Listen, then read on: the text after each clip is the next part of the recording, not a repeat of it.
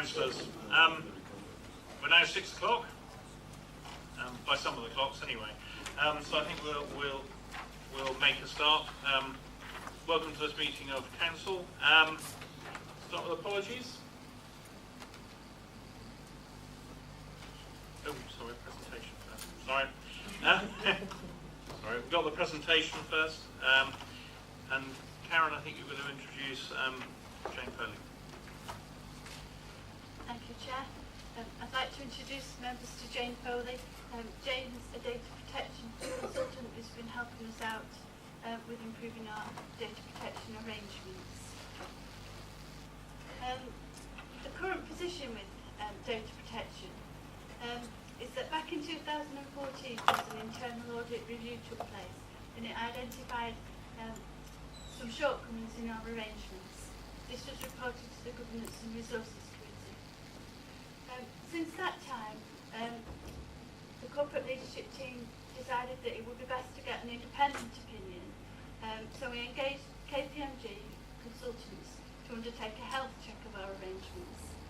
They did that during last year, and they came up with a list of things, actions that we needed to take.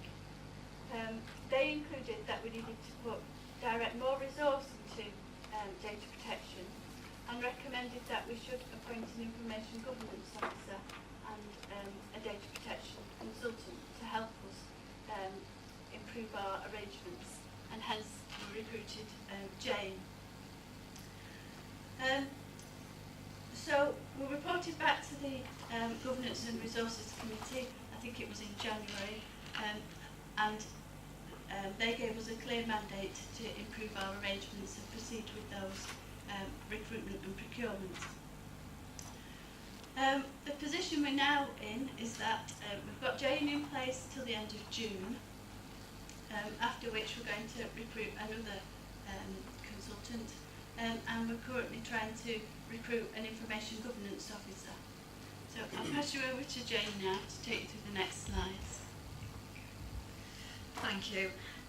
I actually work for Bolsover and North East Derbyshire District Council, and I am their data protection officer, and hence why Karen asked me to come in to do some support work for data protection.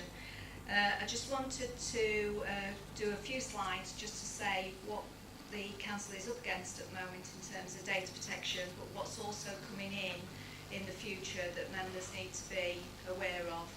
I don't know how many of you realise this, but we've got new data protection regulations coming in from May next year. Now, these regulations are EU regulations, and despite the fact that we are coming out of the EU, the government has given every indication that we will have to sign up to these new regulations. So the Information Commissioner's Office that looks after data protection is now gearing up and telling authorities that they need to gear up to these new regulations as well. So everything that we know about data protection as it is at the moment still stands, and then there's about 20% more on top of that all organisations have got to comply with.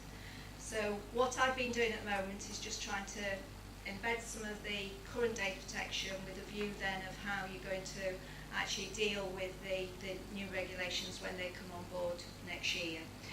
And just to say, some of the changes that are coming on board are things around consent, so where we get data from customers and how we get that data in, and we have to move to something that's called explicit consent. The fines are going up, so at the moment an authority can receive a fine of 500,000 for the loss of some data. Under these new regulations, that fine can be increased. So all sorts of things that are changing, and I'm sure nearer the time next year members will receive another presentation on what the actual implications are.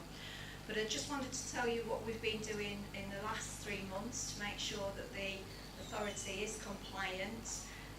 We've put together an action plan, and that was approved by CLC, and we've been working through that. And I've just done an update, and quite a few things have already been signed off of that. All of the staff have been going through some online LOLA training module on data protection, and to date I think we've got something like 132 staff that's completed that.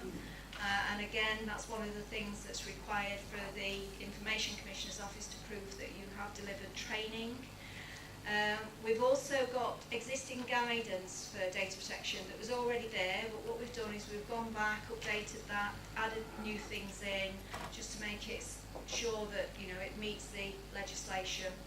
And I've also been doing some checks on the X drive, and the X drive is where all the officers keep all of their letters, correspondence, file notes, things like that.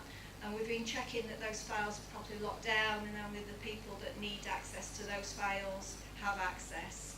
And we've done similar with the Y drive, which is photographs, because of course data protection covers all images, photographs as well as written documents. We've also done some work on what's called a data protection asset register, and basically it's a database of everybody in the authority that's processing data and what sort of data we are processing, and it's about establishing some ownership of that data. Done quite a bit of work with leisure on that, and Karen's team as well in terms of resources. And that work needs to continue, and that's a rolling programme of looking at departments and how they process the personal data. As Karen mentioned, the recruitment process is underway for an information governance officer, which will be a member of staff. And that officer is important because they're the one on a day-to-day basis that will make sure that the data protection is working and work with officers and make sure all the paperwork's properly in place. And as Karen mentioned, there will be some procurement for some further consultancy support to make sure that the new regulations are actually embedded. Also done some work on the leisure review, and I know you're receiving a report later on that. We've actually identified the potential data protection implications for the employee data and the customer data and how that data will be transferred, those sort of things. And last week we had a Tidy Up Your Data Week. I don't know if anybody saw that on SID on the communication last week, but every day with the help of comms, we put some tips of the day, we put new documentation on data protection, and just did a general sort of promotion about tidying up your files, looking after your data, making sure that everything is secure. And we did launch quite a few pieces of paperwork as well. I also was asked to do some workshops with staff last week, and we had numerous officers attending, looking at different elements of data protection and privacy, and just some practical advice really about how to take that back into the workplace. I just wanted to put in a slide about elected members as well, because it's very often just thinking it's officers that have got to be bothered with data protection, and of course it's much wider than that. And the new EU regulations will apply to elected members if you're processing constituents' personal data. And what I mean by that is if you're taking data from a constituent or a customer, and you're actually putting that into a database of your own, so you're keeping letters, you're keeping files, then you are classed as processing personal data. So these new regulations will apply to you. If you're just transferring information to an officer, so somebody's come to you about a complaint, you're just transferring it, that doesn't count. But if you are actually creating files and databases of issues, then you need to be aware of that. Obviously the new EU regs apply to town and parish councils also, so if you're a town or parish councillor and they're processing data, this will apply. And just to say, obviously from a point of view of political party data, that is still processing of data, but you're covered through your political party for that, and they'll be looking at these new EU regulations. I did want to mention on the bottom of the slide though, the LOLA, the online training, there is one for members, and I believe the Members Development Group have actually had a look at that, and I went through that training and it's a really good module for members. I've not seen one as good, so I really do recommend that is something that you all get an opportunity to work through. Just to finalise then, because I know you've got a busy agenda today, I just wanted to reassure you that in my view the Council is working towards the recommendations that the KPMG audit actually laid down. Good progress is made. I've found the staff very willing, and they've brought in changes, and they've welcomed those changes. Because at the end of the day, it's the reputational damage of the council. Every week you seem to see something on the news or in a newspaper that people have lost data, or there's been cyber attacks, the recent one on the health service. We are really up against those sort of threats of people trying to actually obtain our data. So the staff have been brilliant in terms of receiving, the messages that we've been giving out. And I think the thing to say is that data protection never stands still, because technology is always changing.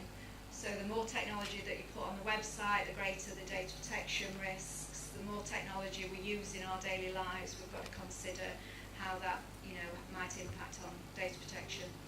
So I'm comfortable after 3 months, which I've thoroughly enjoyed, that there's a good programme in place and that the council is addressing the recommendations.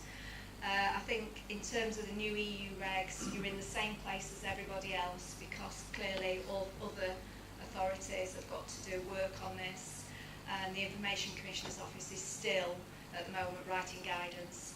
So I think right up to next May there will be guidance coming out about what needs to be changed, but you are in a good position at the moment to make sure that you meet those regulations. So thank you. I'm happy to take any questions if there is any.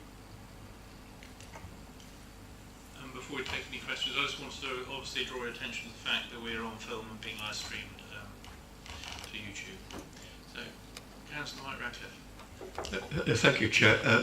A question did spring to my mind when I was looking at the slides there, but it may be turn out to be an early one for Ash, perhaps, rather than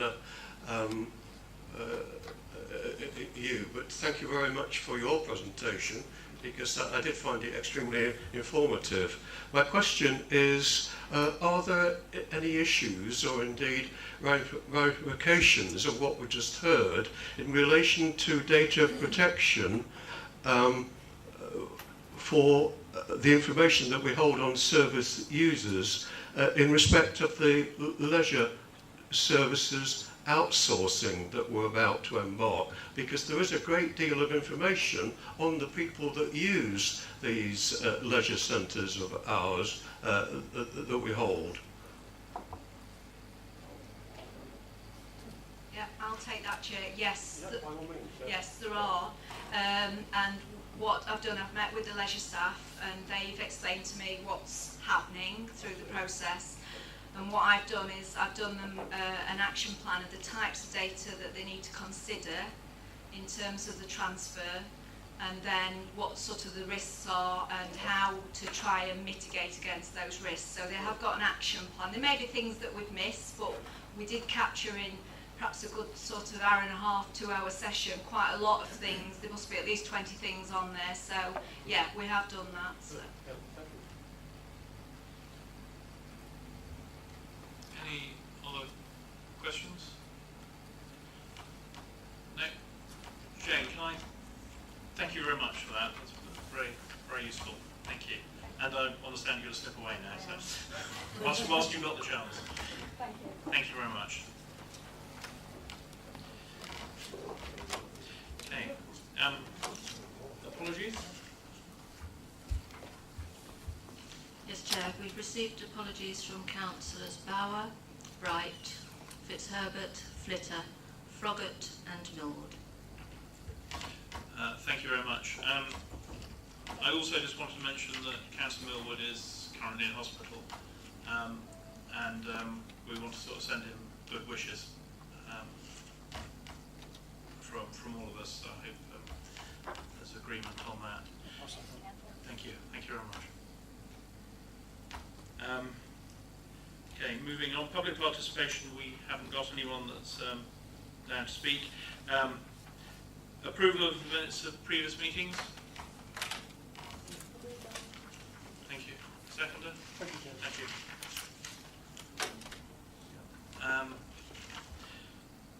Interests? Anyone got any interests to declare? No? Leaders' announcements. Councillor Rose. Yes, just a few. I apologise for the fact I wasn't here at the annual meeting, but you're not going to get a long speech tonight. But I just want to touch on 3 points of sort of topical interest. The first concerns the dreadful incident that occurred in London with Grenville Tower and all the implications that has for local authorities. I know at last week's meeting we honoured that very sad occasion. However, members will probably want to know that there has been a flurry of activity since then, surprise, surprise, from government and the HCA, and we have been able to confirm that we have no buildings in Derbyshire Dales which we have any connection with, be it a housing association or otherwise, which would be affected by the sort of problems that are clearly going to occur as a result of that very unfortunate event. So we're fortunate in that respect. Also, sticking to the housing point, I think it might be helpful if I could explain to members, or try to explain to members, what's happening with what used to be called the Dales Housing Association, where all that is. And Rob has kindly provided me with a sort of update. He tells me that in 2016, Waterloo Housing Group comprised 6 registered providers, housing associations, and that Dales Housing was involved in that in a merger in 2016, which took it up to 7 registered providers. So you can imagine they've got 7 different housing associations in one group, and it was felt by their board that that was getting a bit messy, so they have decided to collapse that group structure during this current financial year. And that involves a statutory amalgamation under the Cooperative and Community Benefit Societies Act 2014. So the 7 registered providers, of which Dales Housing was one, becomes just one organisation. Dales Housing will first have to be converted into a charitable body, which should be a straightforward matter, and because the other housing associations involved already are. Now, we still remain a key stakeholder, and I want to assure members that there will be no change in the activities or approach to services. In other words, Waterloo, the new organisation, will maintain their office presence in Derbyshire Dales District and their full commitment to serving and meeting housing needs in the area. All the current contractual obligations between the councils and Dales Housing, particularly in the transfer agreement, will remain in place, but with the new organisation rather than Dales Housing, which will effectively cease to exist. There will be no impact on customer rights.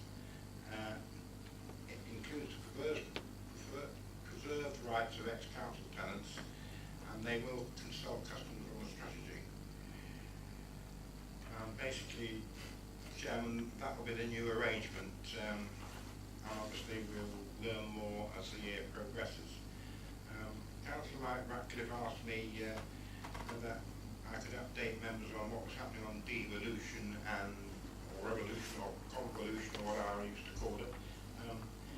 The answer to that is not much, but I intend to make a statement and update on that at the July Council meeting, because I'm going to a meeting in Sheffield City Region during next month, and we'll see what the current lie of the land is. And clearly, I'm sure members are well aware of recent events at elections and the current state of what government decisions may or may not be made. So we might be wiser in July. I'll do my best.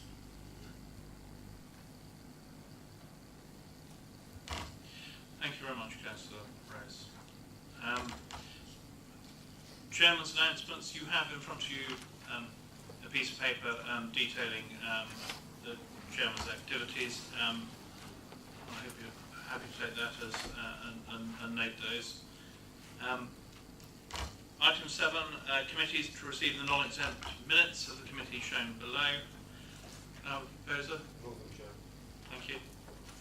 Councillor Bird. Thank you, sir. Thank you. Any questions on those? No. Okay. So we now move to questions, which is number 8, which is we have under Rule 15. We have a question here from Councillor Swindell.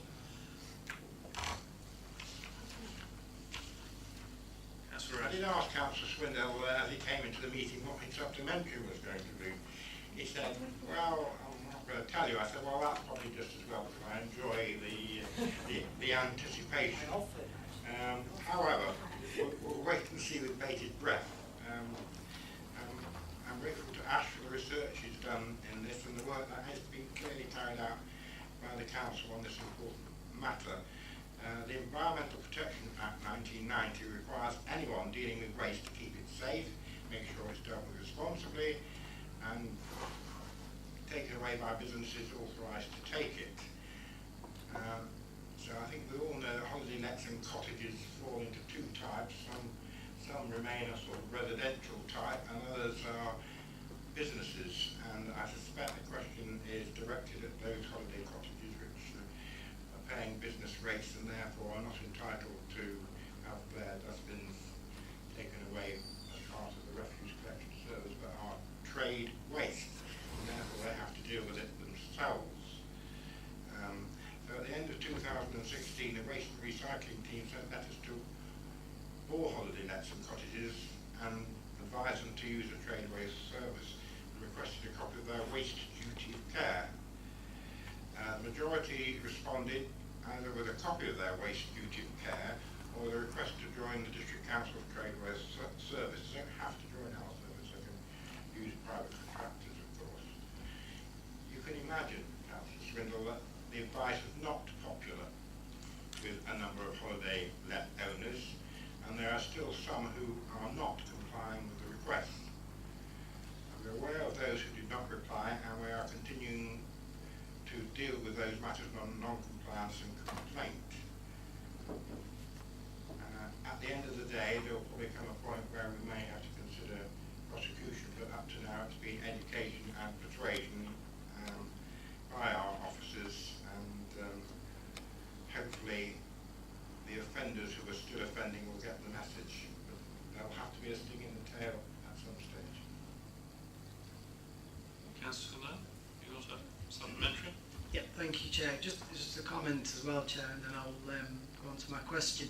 I'd just like to make it clear to members that for once this is not a dig at Serco, and the other point I'd like to stress is that this isn't any kind of vendetta against holiday homes. I support holiday homes, they support tourism and the local economy, so it's neither of those. This issue came to light, and the reason for the question was following a growing number of complaints in my council ward, particularly in Winster, where there are a high number of council homes where the waste was piling up outside of a small number of holiday cottages. And as you know, it's unsightly, it smells bad, it attracts wildlife, it's strewn across the street, and it causes a health hazard. And it is only a minority of the holiday homes that are doing it. For that reason, it's also a matter of fairness, because the vast majority of those holiday homes are managing their waste responsibly and using and paying for the correct trace waste services and receptacles. So there is a concern there, as well as the health hazard, that there are a number of holiday homes who aren't treating this fairly, and they're avoiding the higher costs and using the black sacks that residential properties use, trying to avoid paying the higher charges. And obviously Serco know that that's a holiday home, they should be using the trade waste sacks and therefore aren't taking it, and that's why it's potentially being let. So it's a matter of fairness as well for those that are playing by the rules and paying their fair way. I agree with what Councillor Rose said, and I do thank him for the response and Ash for the research that he's done. This is about education and persuasion in the first instance. One of the things that particularly Winster Parish Council have asked on a number of occasions, I'm told, is for a list of holiday homes in Winster from the District Council, so that they can work with the District Council in trying to identify who should be using trade waste whether it's the district councils or a private provider, and therefore work with the district council to try and bring those people who aren't disposing of their waste accordingly on board. We're told it may be an issue of data protection, but they're not wanting to know who their provider is or any financial details. They're just wanting to know who the holiday homes are, so when they find problems on the streets of uncollected waste, they can work with the district council to try and deal with it. And I think that's the right approach, the parish and the district working together to try and resolve this. Well, I quite agree with parish and districts and town councils working together. I have a suspicion, though, that sort of information might well be covered by data protection rules, having just had that talk earlier in the meeting. We can't disclose which are holiday homes and which are not. Now, I know from my own parish council's experience, you've got a pretty good idea which ones are which, you know, from just walking about and observing. So I'm sure the parish council has quite a lot of information already, but I don't know whether could I ask you, Karen, can you help with the answer, because I suspect it is data protection matter. Yes, the Data Protection Act only applies to personal information, so I'd have to check, but I'm fairly confident we could give out addresses, but we wouldn't be able to give out names. So I think Tim, we're going to... Can I just add a cautionary note, if I may? We did a similar thing with empty properties some time ago, and even giving the addresses out was considered as an Information Commissioner's decision about giving the addresses out, which might make them more liable to crime, burglary and squatting and so on. So there was a decision that even the address data couldn't be given. I'm not sure that that relates to holiday homes, but there may be a reason why it can't be done. Obviously, the matter's got to be investigated. Thank you. Great, thank you very much. Now move on to item 9, which is the leisure review. Ash, I think you're going to introduce this. Thank you, Chair. Yep.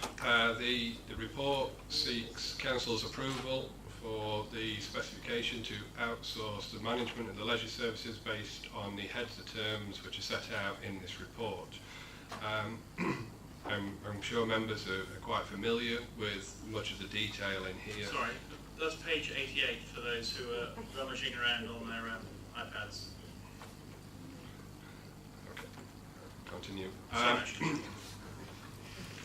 Just to go through some of the key points, and the heads of terms have come out of the consultation process with users, members, staff, and also advice from the external consultants. Some of those key points are, they start at 2.3. We're looking to have a contract which will run for 10 years, but will also give us the option to extend for a further 5. The pricing policy, which I know from the workshops and discussions with individual members, is something that we were keen to protect in terms of the concessionary and discount scheme. You can see which we are suggesting is protected, but also what I tried to stress in the report is that we do need to give the new service provider the flexibility to adjust what we refer to as commercial prices. So these are prices that relate to, such as the health and fitness market, which are very much driven by market demand. We need to be able to give the service provider the flexibility to generate the revenue. That also applies to the programming, but we have, again, at the request of users and members, have protected some of the things that are in place within the programme, such as use of the leisure centres for elections, Shrovetide, and the use of leisure centres for civil emergencies. Also, because of the relationship that we have with the school at Wirksworth, we've got the protection of pitch bookings there. We've got the creche at Ashbourne, which will be protected for the first year of the contract, and the Blueberry Cafe at Arc. The last bullet point relates to the current clubs and user groups, and we are ensuring that there is protection for the first 6 months of the contract, and as with the current arrangement, those clubs and the leisure centre manager leisure centre management can actually amend the bookings, whether it be time slots or allocations in general. The opening hours that we currently have in place are referred to in here as core hours, and we're protecting those core hours. Should the service provider wish to extend those hours, it will be through negotiation with the District Council's contract manager, who's yet to be appointed. Under 2.8, referring to maintenance and life cycle costs, the process in which we're procuring this contract, we've opted to take what we refer to as variant bids, and this very much depends on the level of liability that the District Council wishes to retain within the contract. And what I mean by this is, if the contract, we want a price from the contractor for taking over 100% of the liabilities of the leisure centres, but also, which is an industry norm, we're looking for a price for transferring the liability of the leisure centres with the exception of the structure and major equipment and machinery. So the bids will come in and we will be able, through the evaluation process, decide which is the most financially suitable package to the District Council considering those liabilities. We have also put in there a surplus share agreement, so should the contractor find themselves in a position where they are making a surplus on the contract, the split of that surplus will be split 50-50, with 50% coming to the District Council. I've also highlighted the need for performance reviews. In there, there'll be a monthly review meeting with the contract manager and the contractor, as well as an annual meeting, and that information will then be presented to members on an annual basis on the performance of the contract. I'm happy to take any questions, Chair. Councillor White? Thank you, Chair. I'm happy to move this. This has been through member workshops, it's been through C&E, and it's the next really important stage for the leisure review. Just also like to point out that Ash, Dave and Rob have put an incredible amount of work into this, which is, should be recognised. Thank you. Councillor Hodgson? I'd like to second the motion. I would like to thank all the team for all the hard work that they've done. Really appreciate it. And listen to all the comments that members have made at the workshops and in public ways. Okay. Councillor Stack? Thank you, Chair, and thank you, Ash, for explaining the situation. My question is, what procedure and how close are we to knowing the list of prospective tenders for these contracts? Thank you, Chair. We are aiming to advertise the contract in 2 weeks' time. The week commencing the 11th, I think it is, of July, and there'll be a period then for potential bidders to submit their interest, but until that point, Councillor Slack, we don't know who that will be. Right, thank you for that. Thank you. Councillor Mike Ratcliffe? Thank you, Chair. Can I echo the thanks that have been extended to Rob Wilkes, Dave Turvey and, of course, Ash for the preparation of this tender, which has been a long time in gestation, but is about to be delivered, and I know that it will reap benefits for us. And hopefully also for service users, as well as on the economic financial front.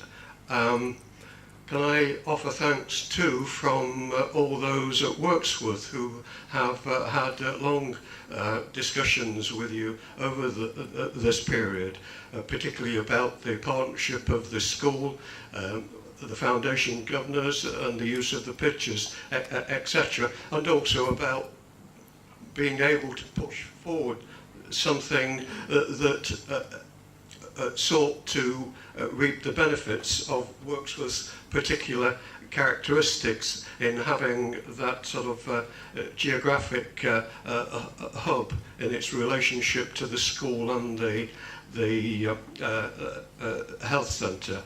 Forgive me for being a little parochial, but I would like to think that when the contract goes forward, that we don't lose sight of the excellent work that has been done by the Leisure Advisory Committee. Now, I know that some reassurance has been given about this, but I'd like to feel that this is perhaps something that, whilst not formally within the tender, could be raised with whoever takes on the contract, that they consider the setting up of some sort of liaison group, that even if it's a coalition of centres and service users. Can I also just mention too, I know it's something that I have raised elsewhere, that the council does look at some long-term strategic view about the car parks and the car parking, particularly around the Wirksworth Leisure Centre, just to acknowledge any increased use of them. I know this is something I mentioned before, but just generally speaking, I think there's very little now that needs adjustment within this, and I'm very happy for it to go forward now and to go out to tender, and that we move quickly on with this process, and I know it will be a successful one. Thank you, Chair. Just to come on to some of those points that you've raised, Councillor Ratcliffe, in terms of the user group, it will be part of the background papers, and I'm quite confident that any contractor coming in will want to continue to work with those groups. They will certainly be given the background history.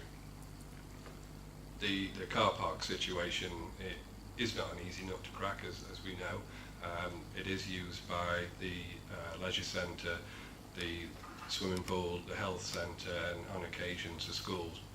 And we're very much aware of that, and all parties are trying to come up with something to improve that situation. But on busy nights there is limited parking, and it does cause an issue. But again, that's part of the background history that will be passed over to the contractor as part of the handover. Thank you very much, Councillor Finesse. Oh, thank you, Chair. Well, I certainly support what I understand to be the recommendation. I'm just questioning the literacy of the actual wording of the recommendation. It just sounds as though there's a word or two missing. There is. I do apologise. It is to approve the specification based on the heads of terms for the outsourcing. Yeah, thank you. Councillor Purdy. Thank you, Chair. Well, I'm interested in the public's reaction to this. This is a major move by this council, and in my meetings on a Southwark community environment last week, I've not heard any aspect of what the public take is on this. I have heard there's been a negative article in the Map-Up Mercury on if that's correct. So, what reaction have we had from the public? I've not seen the article, Councillor Purdy. What I would say is that it's a mixed bag, really. The responses that we got through the consultation, some of it was really positive. There were questions as to why we needed to do this. That was quite a common theme. Lots of people are happy with the current service. I think the key message is, for us, we're not looking to reduce that, we're looking to enhance it. So hopefully, as we go through, we'll be able to alleviate any concerns that people will have had. Thank you. Councillor Sue Burford. Oh, sorry. All right. Sorry. Councillor Martin Burford. Thank you. Obviously confusion there. I agree with Councillor Purdy actually in terms of the public's perception of this, and scepticism has been expressed to me about what looks like tantamount to privatisation of the leisure service. So obviously I've put my minds at rest as far as I can, but there is that scepticism still and suspicion amongst the public, I suspect. But my question was to do with the if you like, procedures for tendering, in terms of, and obviously that either the officers or the consultants must have given some sort of guide price, if you like, for this tender. So obviously officers are aware of what to expect when the tenders are submitted, but are there any, is it like any other tender that's submitted where you don't have to accept the lowest price, that obviously the pros and cons of different tenders are considered, and then the most viable one is the one that's recommended for approval? Yes, it is. I mean, as I was saying when introducing the report, Councillor Burfoot, there are options which we need to consider as we go through the evaluation process, and that will relate to what level of liability we wish to retain. So we need to consider those factors. What I would not want to do is to say what we're looking for as a return. Obviously this is a competitive process, but yes, you're absolutely right in what you're saying, in the sense of we don't have to accept the lowest, and I think we've tried to make it clear within the specification, and as a working group our focus has always been on ensuring that, one, we have a quality service. We know that our client base, our customers, are very keen on having a high standard of service, and I think if we start to reduce that, or a contractor comes in and looks to reduce that, people will vote with their feet. So we don't want to see that. And also, and I do think it's clear in the specification that we want to retain our links within communities. We've spent a number of years building links within communities and public health and so on, and we don't want to lose that.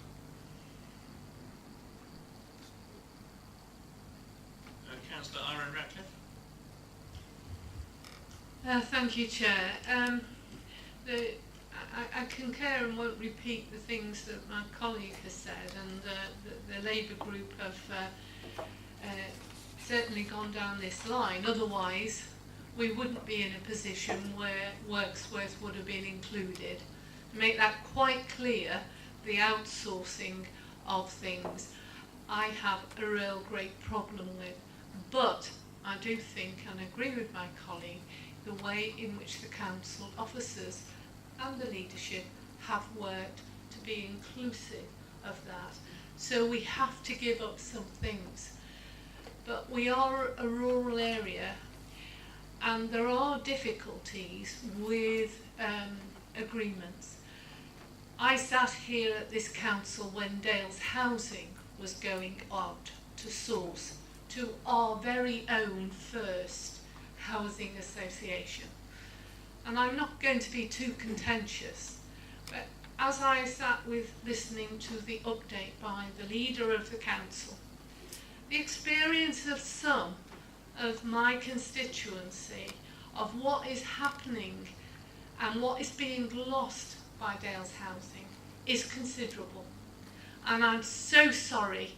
You know, I've had every week we get a situation, and it can take me quite some time to get through to Waterloo Housing. I was on the phone for a long time this week trying to get through, and that's after the residents have tried to get through.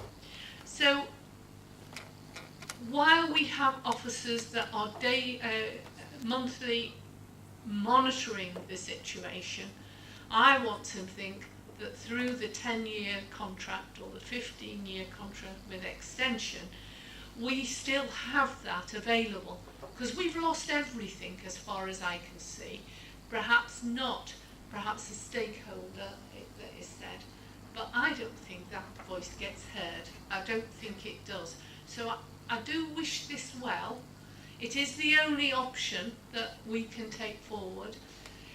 But if we start charging as a district council and our leisure car parks as such, you're going to really inhibit the increase and the accessibility for some members that are coming in, because times are going to get hard in terms of affordability of leisure services and access.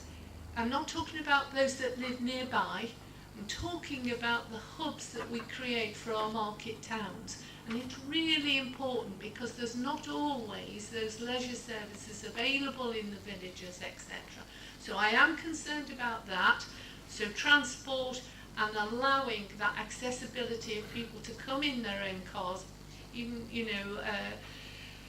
is quite important. And so I will just make that. And I think that I do wish it well, and I think that we want this and we want it to succeed, but we also need to learn by outsourcing that things aren't always in the long term the best for us. But I know that it's not mandatory for this council, and it's certainly not this council's fault for why we're outsourcing. It's the government's fault, and I'm going to say that because I can't scream loud enough to say, let us be listened to as local councillors, local government.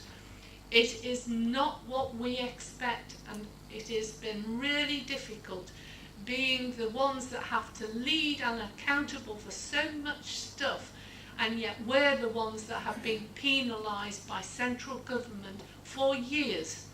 Thank you, Chair, for listening. Thank you very much. Councillor Donnelly. Thank you, Chair.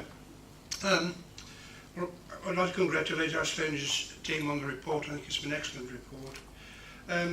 Speaking as Ashbourne member, I'm delighted that we built into that report the retaining of the Shrovetide venue at the leisure centre, because I tried to think what would happen if we hadn't done that, because there's nowhere in the town can take it, so I'm delighted to that's built into it, and I'm very happy to support the report. Thank you.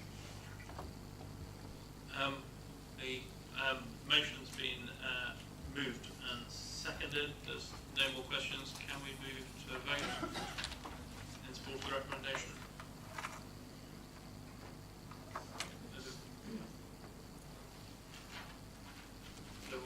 Okay. No abstentions? No one against? Thank you. Great. Now if we turn to item number 10, General Fund Outturn. Karen. Thank you, Chair. The report shows that there was an underspend of £586,000 for 2016-17, which was good news. The main variances from the revised budget are shown in Appendix 1 to the report and summarised in paragraph 1.2. Not all of the underspend will result in ongoing savings. We think about £270,000 will be ongoing. The report recommends that the underspend of £586,000 is transferred to the Capital Programme Reserve to fund capital projects in the future. And the updated position on reserves, assuming that members agree with the recommendations of the report, is shown in Appendix 2. The transfers to the reserves recommended in this report have been included in the Council's draft statements of accounts, which were completed at the end of May and have been published on our website. The audit of the accounts has already commenced, and the audited statement of accounts is due to be presented to the Governance and Resources Committee in September. The ongoing savings, £270,000, and other forecast changes in income and expenditure have been fed into the updated medium-term financial plan. That's shown in Appendix 3 to the report and summarised in paragraph 1.6 of the report. The updated medium-term financial plan shows that we're still on track to achieve a balanced budget for 2017-18, and that shows an improved situation for 17-18 with increased transfers to Capital Programme Reserve. And in future years, savings are still required. I would say, as I've told members before, that preparing a medium-term financial plan is an art rather than a science, and it should just be used to give a general indication of the Council's future financial position rather than accurate estimates. This is especially the case for the years after 2019-20, where we remain uncertain about the levels of government funding and business rate retention. The corporate leadership team has developed an updated efficiency plan which identifies areas where savings could be made to close the budget gap in each year. Members have already given approval to officers to explore the areas shown in the efficiency plan that's within the report, but some tough decisions will have to be made.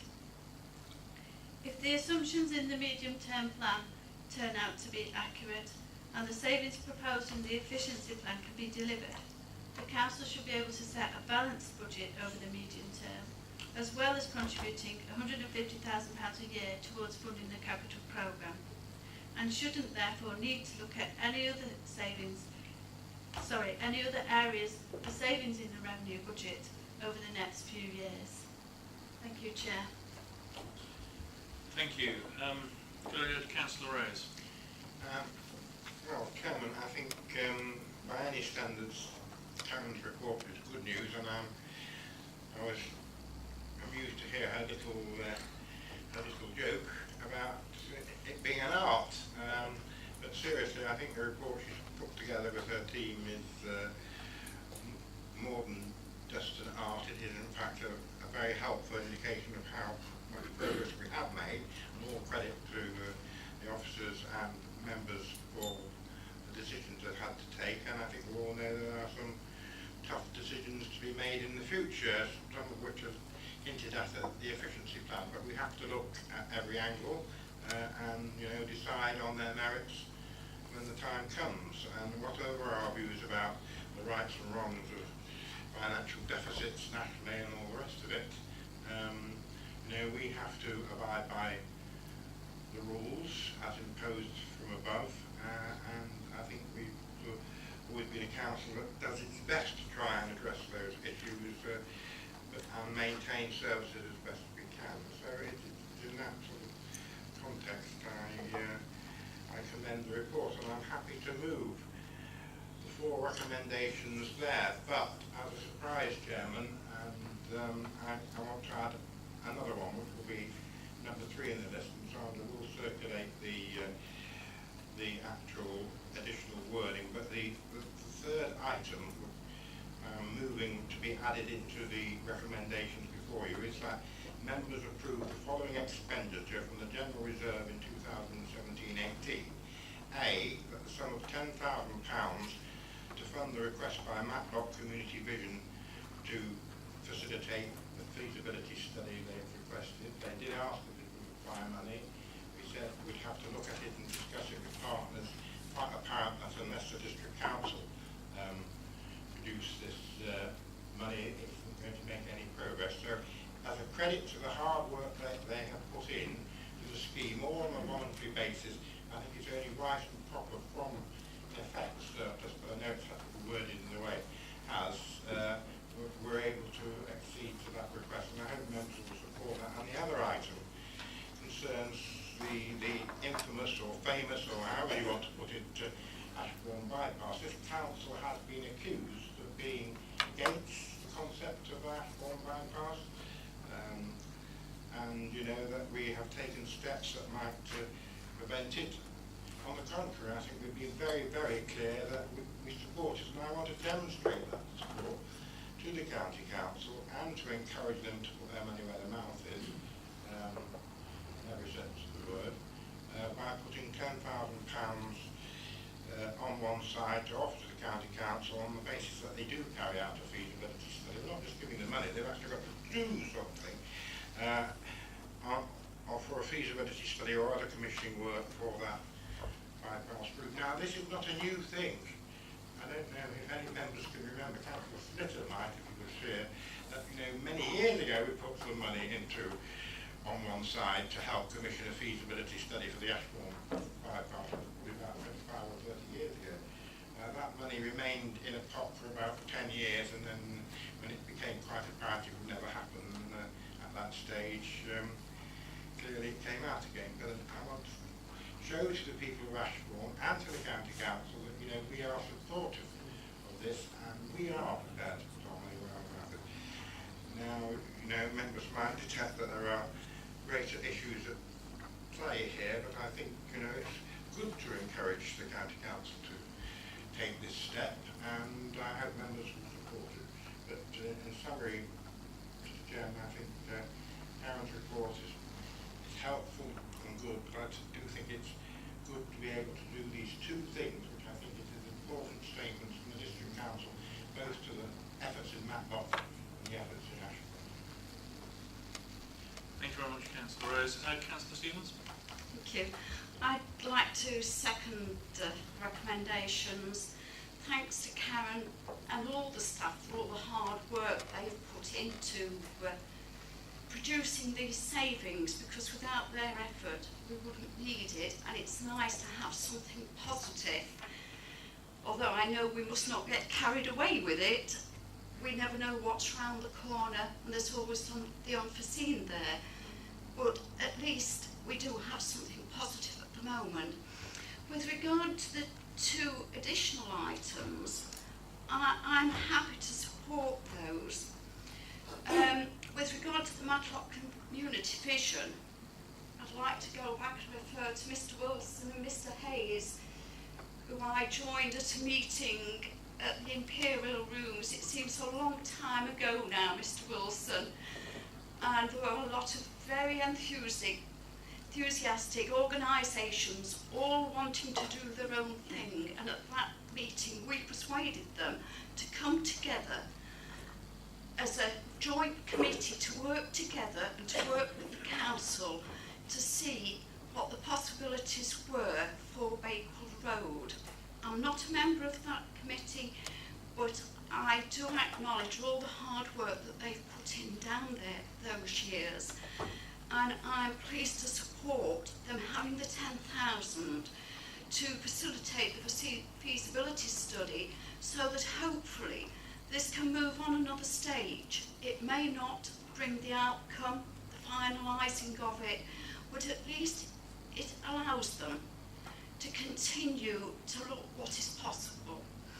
With regard to the Ashbourne bypass, well, I caused some hilarity at the group last night because my comment was, I am an old Ashburnian, I grew up there, and I remember the bypass being talked about when I was about 5 years old. It has been going on an awful long time, and I know there are residents there still who I know would dearly love to see this bypass. I have no connection to it, but I know for the town it would be very well welcomed. They've been waiting an awful long time for it. So again, I'm more than happy to support us putting this money forward to help to move something on, hopefully in the future. So I'm happy to support the whole of the motions. Great. If we can move on then, we've got a mover and a seconder to the amended motion. If we can move on to the sort of questions and debate. We have Martin Burfoot, please. Sorry, Councillor Martin Burfoot. Well, she was first actually, but go on. No. Okay. Yes, like Councillor Stevens, I welcome the contribution to Matlock Community Vision. I did understand something like that was going to materialise tonight. I didn't know in the absence of anything on the main agenda that that was going to be proposed in this way. So £10,000, as Councillor Stevens says, will be very useful. I was a founder member of the group, which was called, and its forerunner, called the Bakewell Road Group, which has been going now all in total for about 5 or 6 years, I think, probably. Starting with meetings in people's houses, and then moving on to, thanks to this council, to a room at County Hall on a fairly regular basis. And as Councillor Stevens said, a lot of people have put in an awful lot of work on this project, especially our architect and our long-suffering secretary, and students at Nottingham University also did a lot of work on the project as well, as part of their course, postgraduate course, and so I think it's going to be very well received by the group when we have a meeting at about 10 days' time, I think it is. I accept that, and also the £10,000 for the Ashbourne bypass commissioning work as well, feasibility study. Ashbourne, in a way, although it faces the same sort of problems as Matlock does in terms of housing development pressures, does have the advantage of a feasible alternative route or bypass route. But Matlock doesn't, of course. That is the difference between the two towns. So I think that needs to be borne in mind. But I certainly do welcome, because I do appreciate the problems in Ashbourne, I do welcome this sum of money. The other thing I wanted to say, from the efficiency plan, I do welcome the charge for car parks that are currently free, in a way, in order to be fair to all car parks, although I don't favour a single price for all car parks, regardless of where they are, of like a variable charge preferably. But I do accept that this is long overdue. But also I think that there's probably a possibility or opportunity for officers to discuss with the county council, perhaps making limited waiting on some of the roads in our towns, which are going to be under such enormous pressure when these free car parks are charged for. I mean, it's the same with perhaps the problems of disabled people having to pay now, and they are going to be perhaps increasing numbers parking on nearby roads in our towns.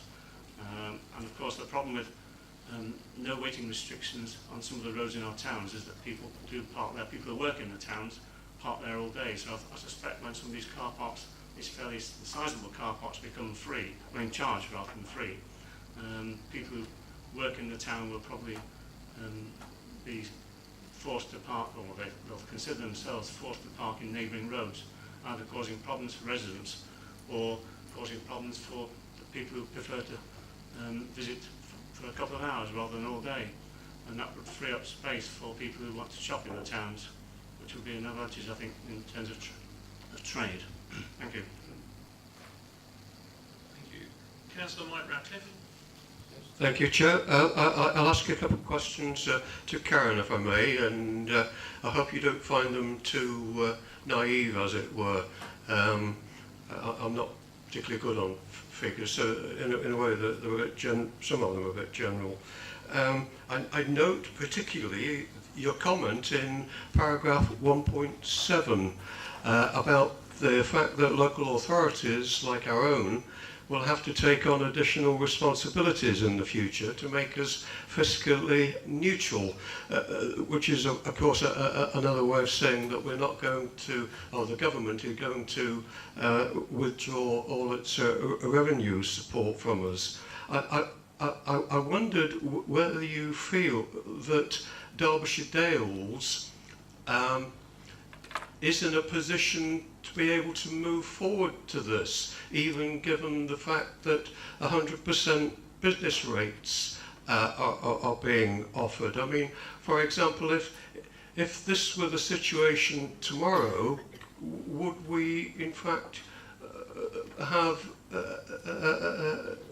enough to be able to have a balanced budget? I mean, what's the realistic outcome, despite the fact that this particular proposal seems to be still under debate, as it were?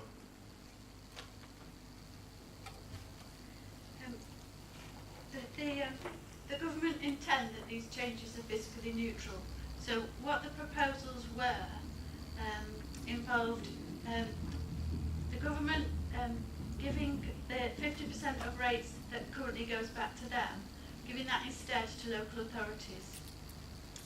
But as part of that, they intend to pass over additional responsibilities as well. And what we don't know at the moment are what those additional responsibilities might be, and we also don't know whether in a shire area like ours, those additional responsibilities would go to the county council or the district. So at the moment, these are very much sort of themes the government's discussing, and we haven't yet had the detail.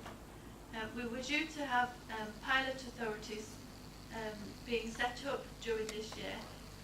Up until now, there hasn't been a pilot in a shire area, and the government were due to set some up during 2017-18. But because of Brexit and because of the Parliament being dissolved and the general election, all that has been put on hold.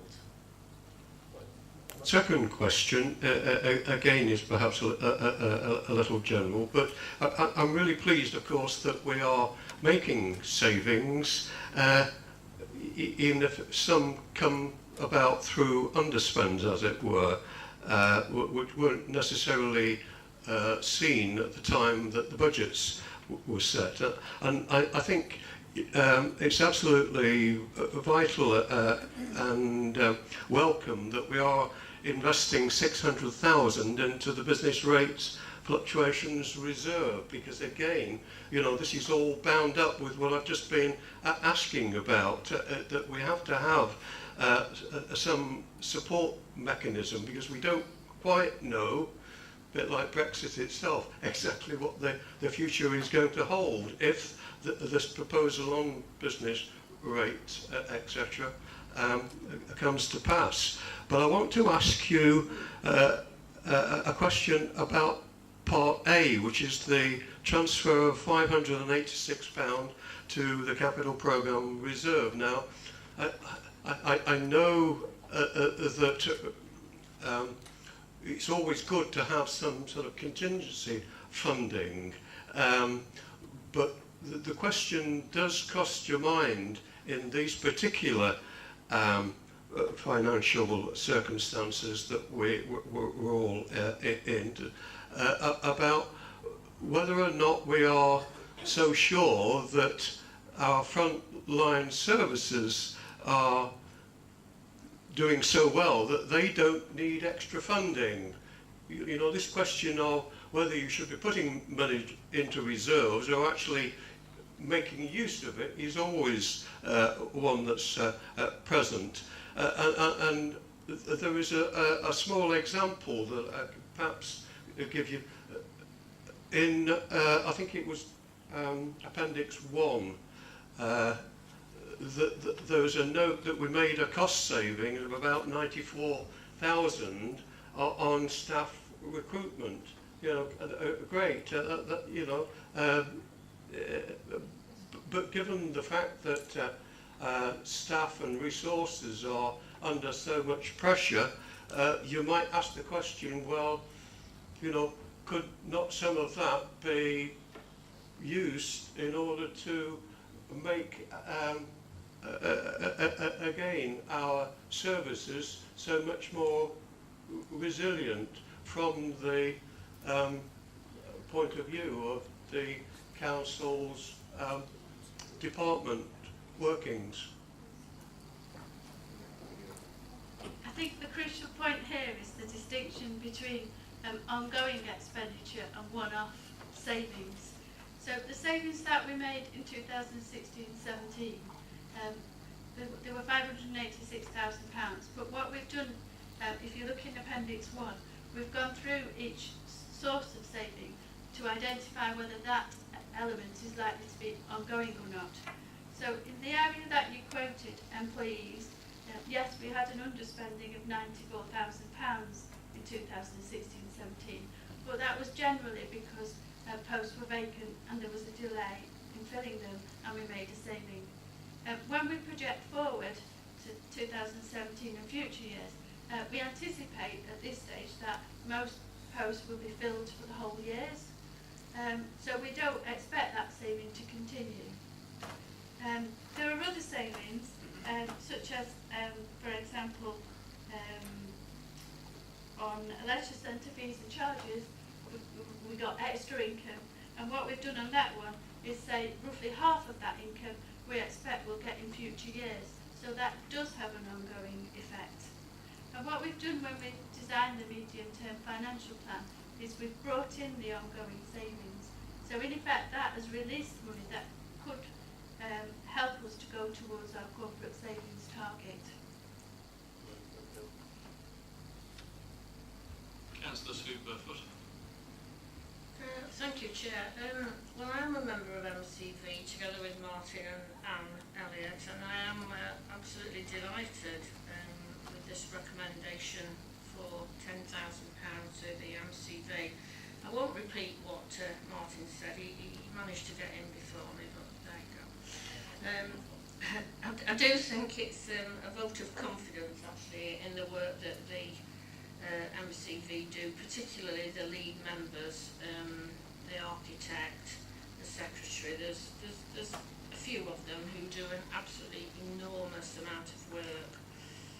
So I think that's a vote of confidence for them. I think the amount of £10,000 actually apparently is quite a low figure for a feasibility study of this kind, and I think that's due to the hard work of these league members to manage to get a price of that amount. So I think the project would struggle a little bit without this money, well actually quite a lot without this funding, so I think that's brilliant.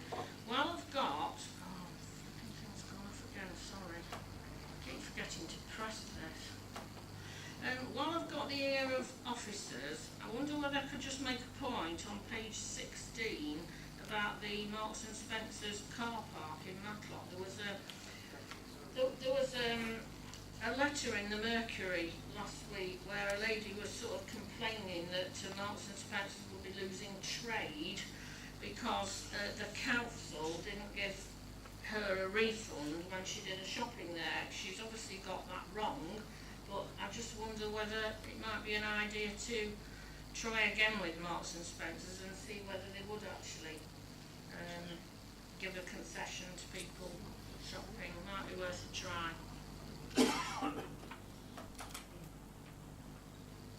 Yeah, good. Mr. Wilson. Yes, Chairman, thank you. Well, that issue was discussed with Marks and Spencer's prior to their opening, and it was their own company decision not to offer the type of refund that the previous operator of that building did. There's not an awful lot the council can do to insist on that. It really is for them as a company, and given that they don't do that in any other locations as far as I'm aware, and that was certainly the experience of the discussion that we had. They weren't in favour, but if we do get an opportunity, I will ensure that issue is raised again with them. Thank you very much. Councillor Pauling. Yes, thank you, Chair. I'd just like a little bit of information on 3B that's been introduced into the recommendations. It says it talks about other commissioning work. I'd like to know what that means. I might be, like Councillor Ratcliffe says, I might be naive, but I don't quite understand that. And the feasibility study, do we know whether or not that's going to be done by an independent outside body? Who wants to? Perhaps I want to explain what I meant. My words. Thank you very much, Catherine. Because I wasn't sure whether the council were going to actually introduce a feasibility study or call it by some other name. So I was trying to cover whatever it was they're doing. I understand from Councillor Atkin that this matter is coming to the council cabinet next week. So it sounds as this moves in the right direction. Thank you. Cass, sorry, you got more? And the feasibility study, have we any idea whether that's going to be an independent one or? No, unless Councillor Atkin can help there. I think it will probably be done by outside organisations who are good at plotting routes and highways. It's quite a complicated matter, I'm sure. Thank you. Councillor Stack. Thank you, Chair. I'd like to thank Karen and her team for a very, very comprehensive report, and that it looks to be putting the council on a better footing in these very difficult times. But my concern is that business rates. I spoke to a great number of local small businesses in Worksworth and surrounding areas, and they are very, very concerned that the business rates will eventually close them down, some of them. In fact, we're seeing closures in town centres now, so with the outcome of out-of-town shopping and internet shopping, there's a great move, unfortunately, to online shopping, and this puts town centres, businesses under a great deal of pressure. So I think we must watch this carefully, that we don't put businesses out of business. I know it's a county as well as yourself has to look at this, so it is a very, very important issue that we keep an eye on. So I hope we all bear this in mind. Thank you, Chair.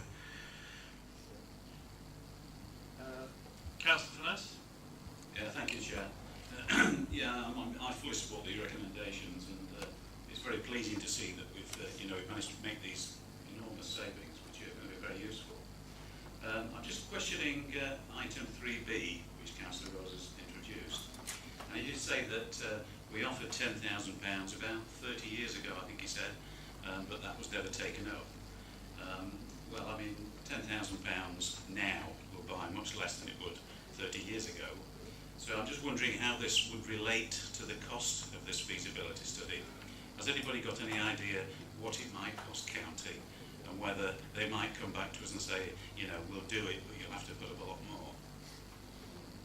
Can I answer that? I mean, of course it's going to cost a lot more, but the Greenbush Highway is not our responsibility. So if you like, we are actually making a contribution as an encouragement and an incentive. I agree, it's sort of, in inflationary terms, it's not as generous as it might have been 30 years ago, but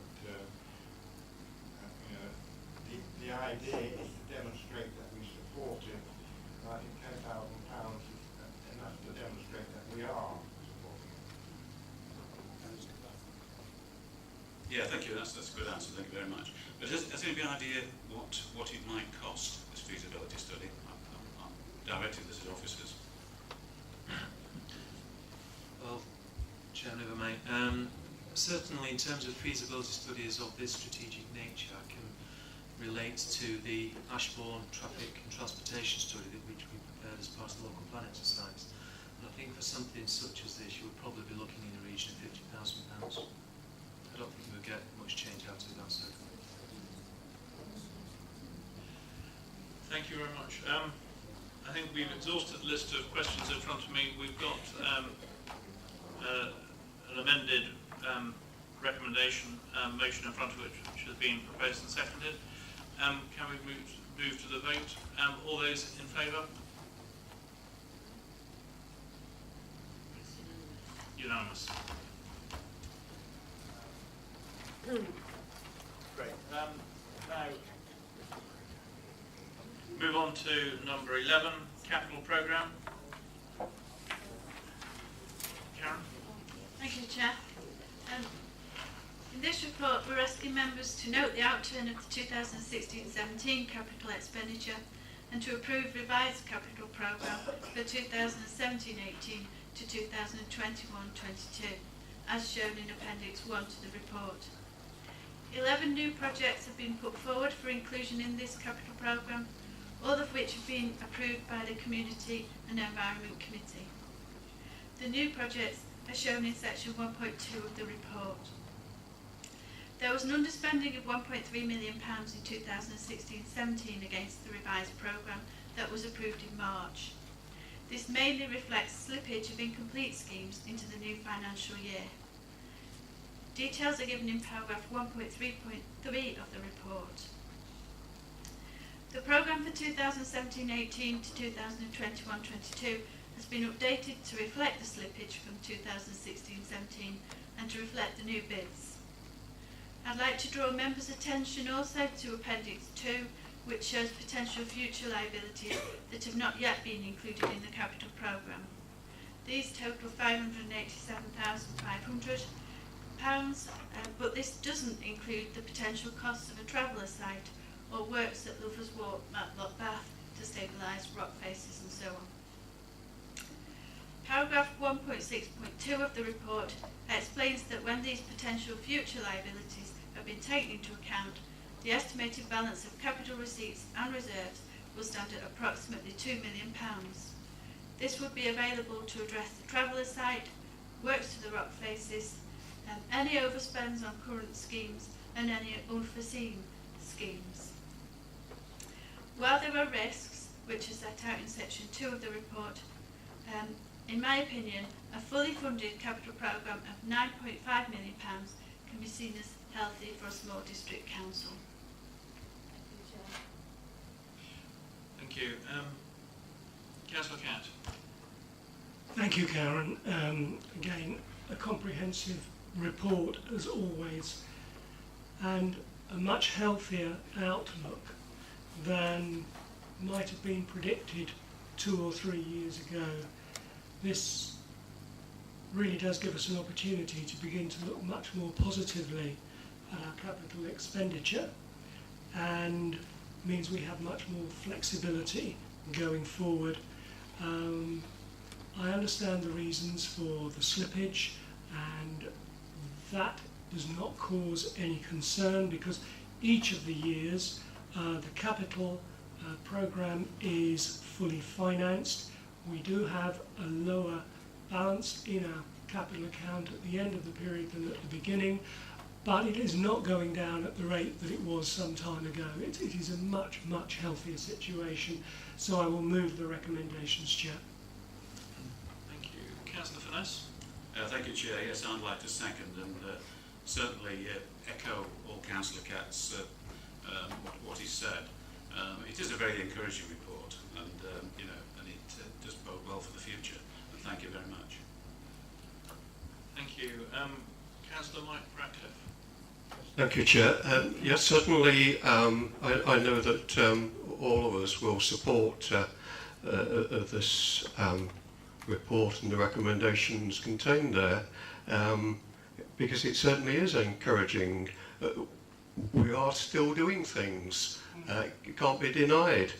But if you read the text as closely as I know you will have, you cannot help but have some anxiety over that sentence that reads, members should note that much of the capital programme is spent on enhancing and replacing existing assets. And I've mentioned this on a couple of occasions over the last few years about the fact that if we are going to be in a resilient position when all these financial changes come about from the government, then we need to be in a position where our income is healthy.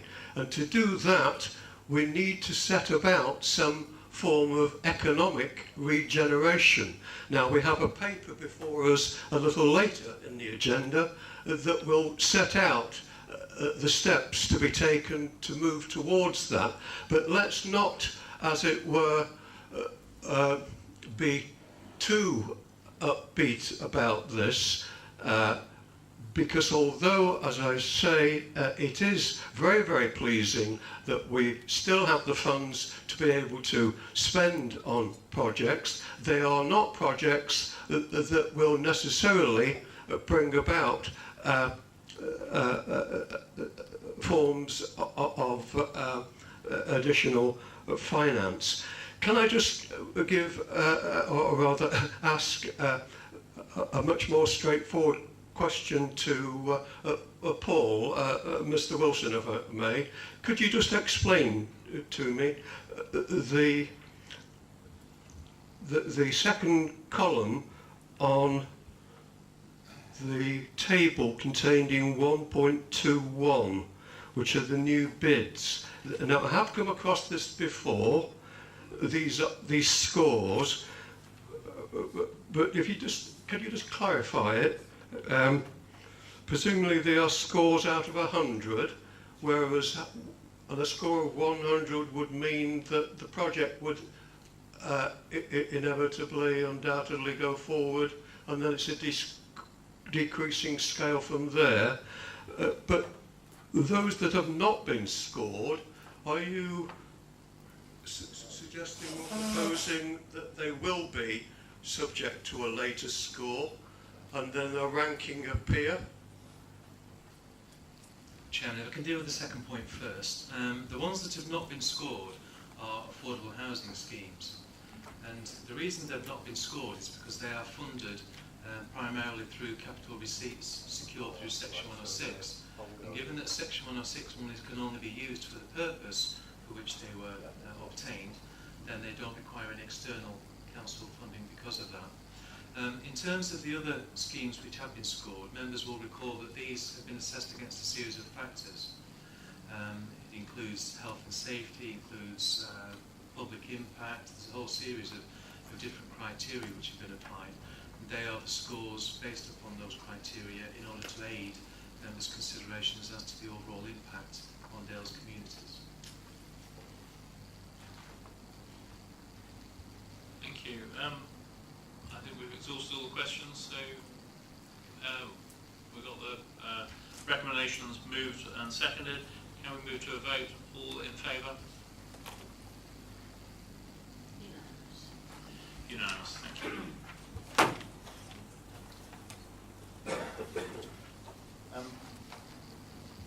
Now, item number 12, Mr. Rawn's going to just outline the issues. Thank you.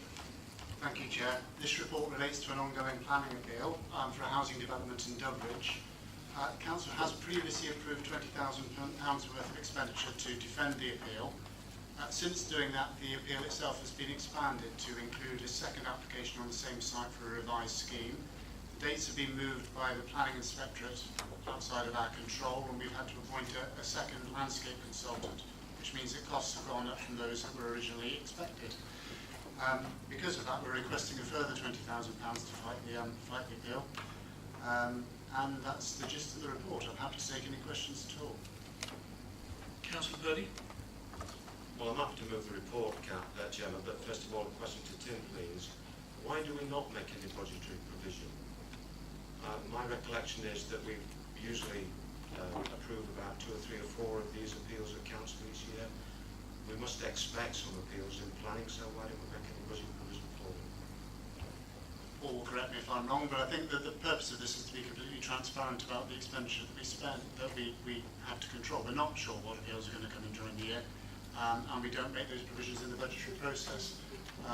It's something that members, the right to approve comes to members. It is, and the reason being that very few appeals actually find their way to public inquiry, and that's where you get the cost, because you have to incur the cost of external counsel or external witnesses. I'm not advocating but I'm just posing a question. Yeah, in most years gone by, we've probably had one appeal that goes to inquiry. So to tie money up unnecessarily is not being considered to be prudent use of our scarce resources. Okay, well, obviously very aware of this site and been involved in 2 planning committee applications here.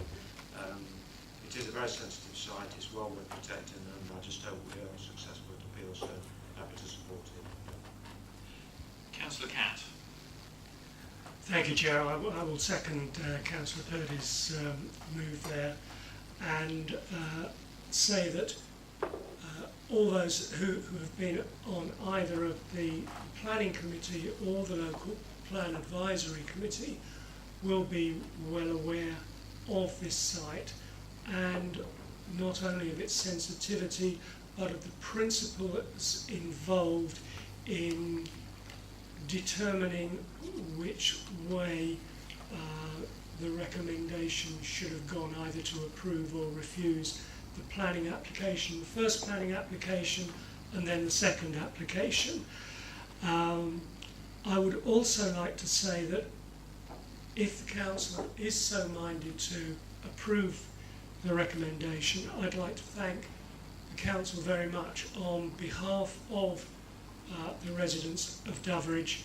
It would mean a very great deal to them for this site not to be developed.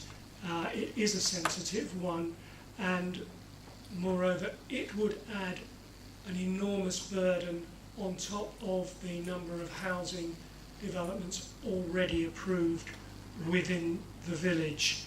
There was something else I was going to say, and it's completely gone. My train of thought is gone. So I will leave it at that. I second the motion, Chair. Thank you very much, Councillor Catt. Councillor Sue Burfoot. Thank you, Chair. Well, I'm happy to support this recommendation. I think we've got absolutely no choice but to defend the decision that we made on the planning committee. But just a question, please, mainly for clarification. Was the council's main landscape witness, the previous one, was that in-house? Because I'm not really sure why we're saying the cost for the landscape witness is going to increase. Have I got that completely wrong? Yes, Chair.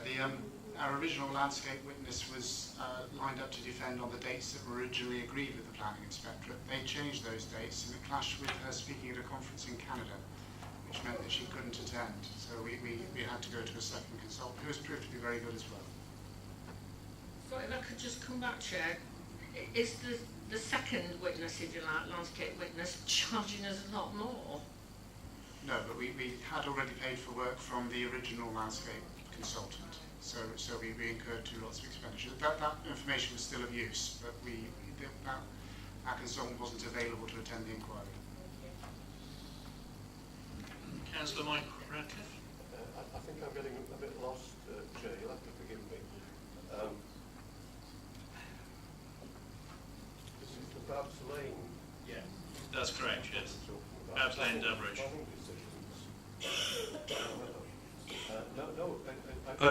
I fully support it. I think wherever you have to put the financial clout, if you like, behind the decisions that are made by the committee and officers. If you don't do that, you're losing the integrity of both those who sit on the committee and the officers themselves. So, you know, I have absolutely no hesitation in saying this money should be put there to go forward with this. Thank you very much, Councillor Radcliffe. Can we move to the vote? I don't think there's any more questions. All those in favour? Unanimous again. Good. Can we now move on to the 13th annual review of planning decisions?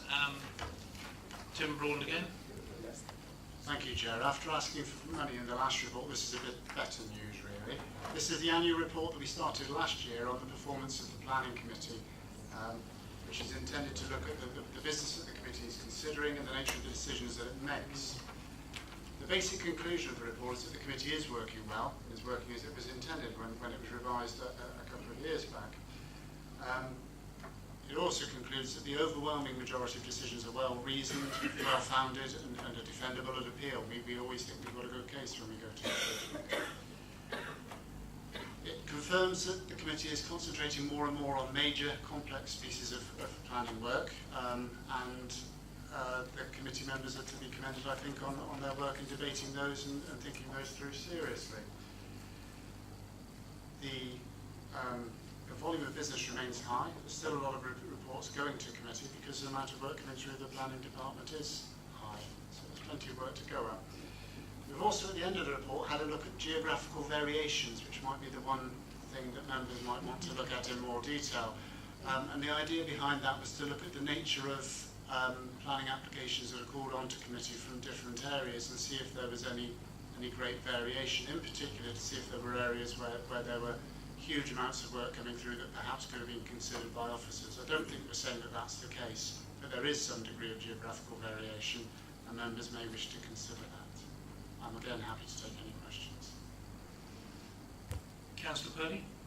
Thank you. Well, I've got a question first, but it's nice to see in black and white the results of one's performance. I'm sorry, I mean the committee's performance.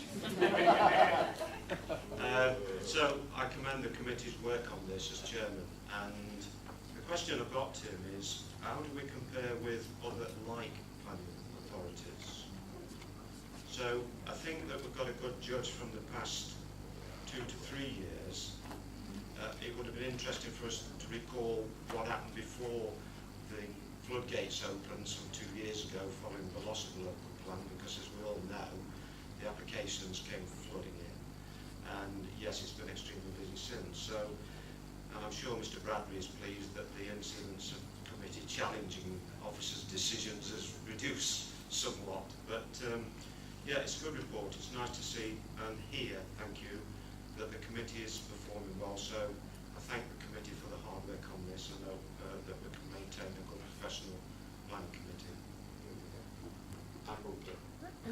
Thank you very much. We've got a seconder.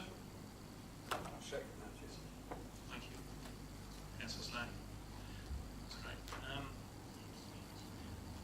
Yeah, Councillor Slack, would you like to speak now? Yeah, yes, I don't always agree with Mr. Councillor Purdy, but I do on this occasion. Yeah, I think the planning committee is working very well indeed. And in fact, when the local plans finalised, I think it'll even get better. So, yeah, these delegated decisions are working well. It's really very good at the moment. It's, you know, it's probably better than having on the planning permit in a long while. And I think it's working better than it's ever worked. So, yeah, I support it. Councillor Rose? A bit of humour into it, Chairman. I mean, reading this report, I smiled rightly and thought that, you know, at long last we members are doing a bit better. So well done, all of us, and thank you, Gary, for your comment. I'd be concerned, frankly, if the figure of disagreement between officers and members got down to the figure of 0. Because I think that would almost be worse. It would imply there were nothing but a rubber stamp machine, and you know, the members who serve on that committee, and I'm sorry that Councillor Ratcliffe isn't with us anymore, but he certainly used to liven things up and question things in a very sensible and practical way. So I think, you know, it is the right direction, and I'm sure it will continue that way. I do think, however, that, you know, later on in the year, when we have another leaders advisory group, we'll have another sort of discussion about some of the implications of this and see how we're going. That's the sort of right forum for a bit of a heart-to-heart, and then we can report back. Chair, if I may just come back and ask Tim if you can't give the answer now to that question relating to other planning authorities. If you can email me, that would be fine. I don't have the information to hand, Chair. We have got a meeting of the Derbyshire Planning Officers Group on, I think, the 3rd of July, coming up shortly anyway, and I'll raise the questions with colleagues from the county then. Thank you very much. Councillor Mike Ratcliffe? Yes. Thank you, Chair. I wanted to thank Tim for the report. It's not a contentious one, but it's extremely useful. And I think this type of report,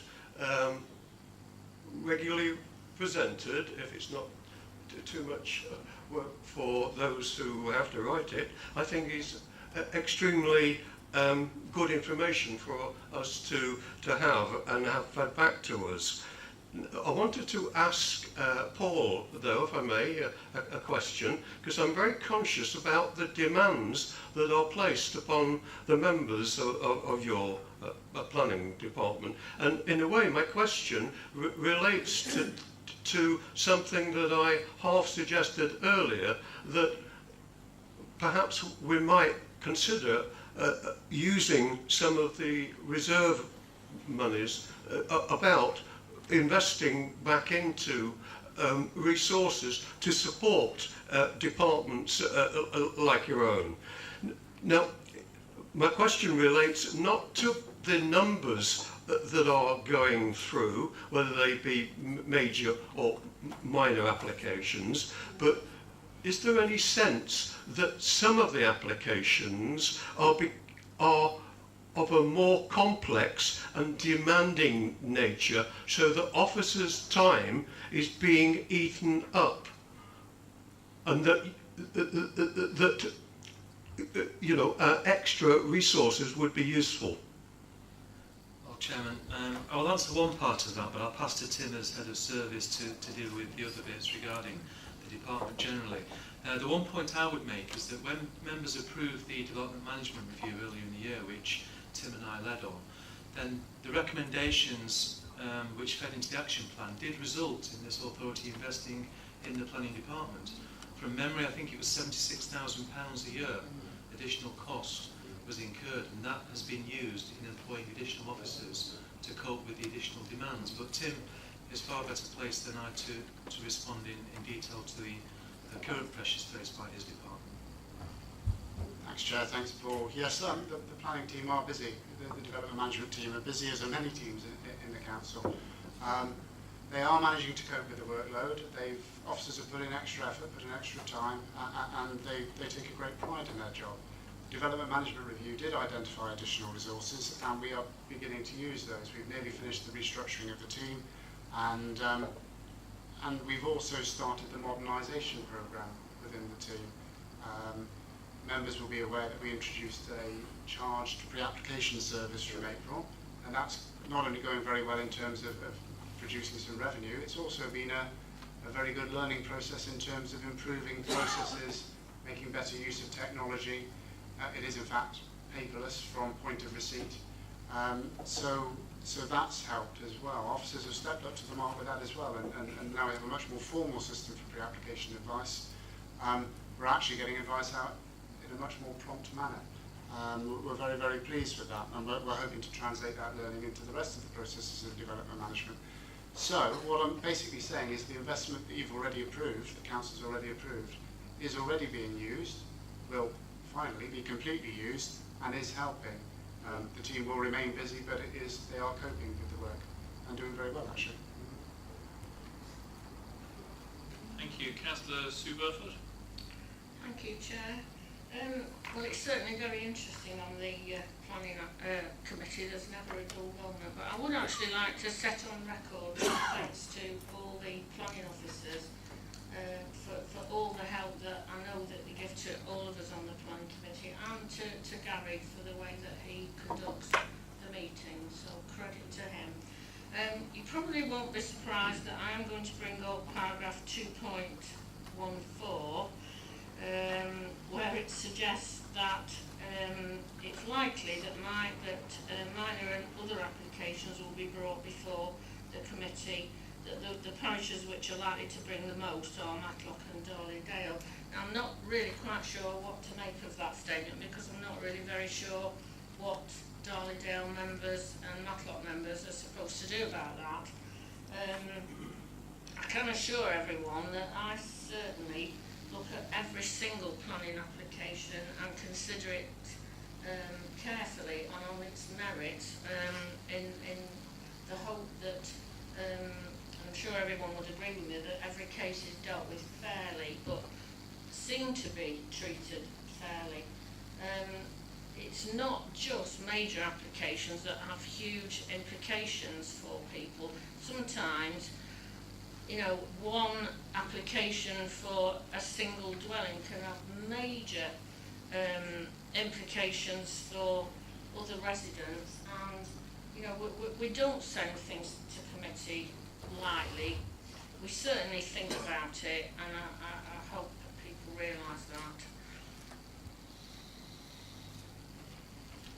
Thank you. Did you want to respond to that? Just briefly to say that the finger isn't really pointed at anybody in this report. It's just there to encourage debate and thought. And we do quite agree that some minor applications do require consideration at committee. Officers recognise that as well as members. But it's there to give some food for thought. Thank you very much. Councillor Jenkins. Thank you, Chair. Just a quick question. I wanted to just ask, because there's the major and the minor and the other. Could you just classify how those three, I was just looking to see, I may have missed it in the report, sorry, but what the actual definition of the three was. 31.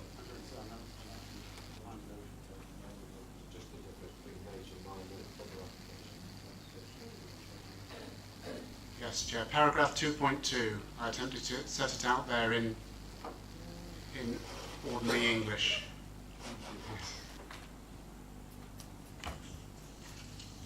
Great, thank you very much. Councillor Chapman. Thank you, Chair. It's just a quick question to either Tim or Paul. Has the increased workload from the increasing number of planning applications resulted in an increased workload for your enforcement team? The enforcement team are busy, and there will have been an increase. It's not a corresponding increase. Much of the increase in planning applications is major housing development, which doesn't generally produce huge amounts of work for the enforcement team. They are busier than they were, And again, we're looking at their systems as part of our review to try and help them work more efficiently as well. As I say, there is an increase, but not a corresponding increase. If that helps. Councillor Cat? Thank you, Chair. It's just a thought that occurred to me following Councillor Mrs. Burfoot's contribution and Tim's response on the call-ins and the way in which they spread geographically. It's just that it's not necessarily a ward member that calls something into committee, even on these minor and other applications. The scheme of delegation that we have at the moment sets down criteria which can bring in very small applications if there are, for example, a large number of objections in the locality. So a very, very small application can come to committee without the ward member, wherever that ward might be, having had any input to that, or indeed the officer might call it in. Thank you, Chair. Thank you very much, Councillor Cat. That's all for the questions. The recommendation is that this report be noted. All those in favour? Unanimous. Thank you. So moves us on to item 14, responses to business rates consultations and proposals to review discretionary rate reliefs. Karen. Thank you, Chair. This paper addresses three main areas. The first one is a locally administered business rates relief scheme. That's for business rates, ratepayers affected by the revaluation. The second element concerns business rate retention, and the third element, other discretionary rate reliefs. So for the locally administered business rate relief scheme, I'll give you a little bit of background. All properties that are subject to business rates are given a rateable value by the Valuation Office Agency. And on the 1st of April 2017, all properties in England were given new rateable values. The government intended to keep the income from business rates the same in total, fiscally neutral they call it. So while the total rateable values increased, they then reduced the multiplier, keeping it the same overall. However, some individual businesses have seen significant changes in the rateable values of their properties.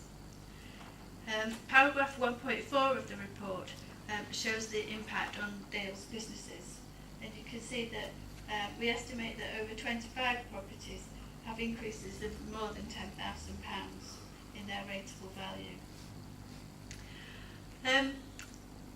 As the report explained, on 8th of March 2017, in his budget, the Chancellor of the Exchequer announced £300 million across England to support businesses affected by the revaluation.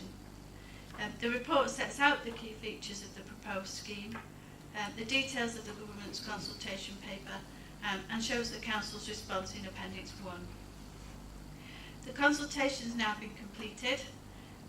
The government confirmed allocations of grants to local authorities based on the consultation paper, the amounts that are shown in the report. But they've also sent out new guidance. Most of the scheme details stay the same. Officers are currently developing a local scheme, but we're still waiting further guidance from DCLG on certain points, such as the ability to move money between financial years. We're aiming to present a proposed scheme to a future council meeting, with the reliefs being backdated to 2017, 1st of April 2017. This afternoon, I've just received a letter from DCLG which stresses that they expect councils to make rapid progress in implementing these schemes, and also that they expect us to identify eligible businesses, consult with them and implement a scheme, and they expect payments to start in June. So, DCLG have asked councils also to exercise discretion and judgment when considering enforcement action for non-payment of business rates, especially where they expect such businesses to qualify for this type of relief. I'm pleased to tell you that we've already been doing that, and we have stopped recovery action on certain businesses where we think they will qualify. And the government has confirmed that the council will receive additional funding towards the administrative costs of implementing this scheme. So that's the first element of the report. The next element of the report deals with business rates retention, which we've already touched on earlier in the meeting. This report sets out the key features of the proposed scheme, details of the government's consultation paper, and the council's response is shown in Appendix 2. I won't go into a lot of detail about it other than to say that for shire districts, the tier splits, which means the relative share between district and county councils, and any new responsibilities could have a significant impact financially and operationally. As the report says, and I've already indicated, progress on 100% rate retention has been delayed, and we're waiting to see what will happen. The final part of the report covers other discretionary reliefs. At the moment, the council doesn't have a formal written policy on discretionary rate reliefs. The reliefs that we give have been given for many years, and any new applications are given to me to assess under delegated authority, and I try to reflect on previous determinations when deciding whether to award a new one. However, in that there's a risk that reliefs no longer reflect the council priorities. So this report advises members that officers are planning to undertake a review of existing rate reliefs with a view to developing a formal written policy that does support current council policy priorities. One aspect that officers are considering is whether to redirect some of the funds spent on current reliefs towards the introduction of a new relief that will assist local businesses to grow, helping the economic regeneration of the area. We're expecting to produce a draft policy and present it to a future council meeting prior to a public consultation exercise. Thank you, Chair. Thank you very much. Councillor Stevens. Thank you, Chair. Well, I'm happy to move the recommendation as it is. There's a lot of detail in the report. It does cover the three separate areas. Having been in retail, I can imagine the business community, how it jumped up and down, but the reevaluation, that's something that's always happened in the business community. Not easy when the government play the games they do with us, wanting some things done immediately and not giving you time to do it or all the facts. That takes me on to the business rates relief scheme. Karen and I did attend a session with representatives from government and from the LGA. There were representatives of authorities from across the East Midlands. We were all asking the same questions, but not getting answers. Virtually every question was answered with a question, or they would have to go back to government and wait for it to go through a meeting for a decision. So, as Karen says with Brexit, how long we're going to be waiting for an outcome on that bit? Well, who knows? You know, all we can do, Karen has done a lot of work, there's been a lot of consultation. All we can do is wait for the progress to move forward. As for discretionary rate reliefs, this is something that Councillor Furness and I discussed with Karen when we first took our positions with the GNR committee, because we were asking how the lists worked and how the variance was.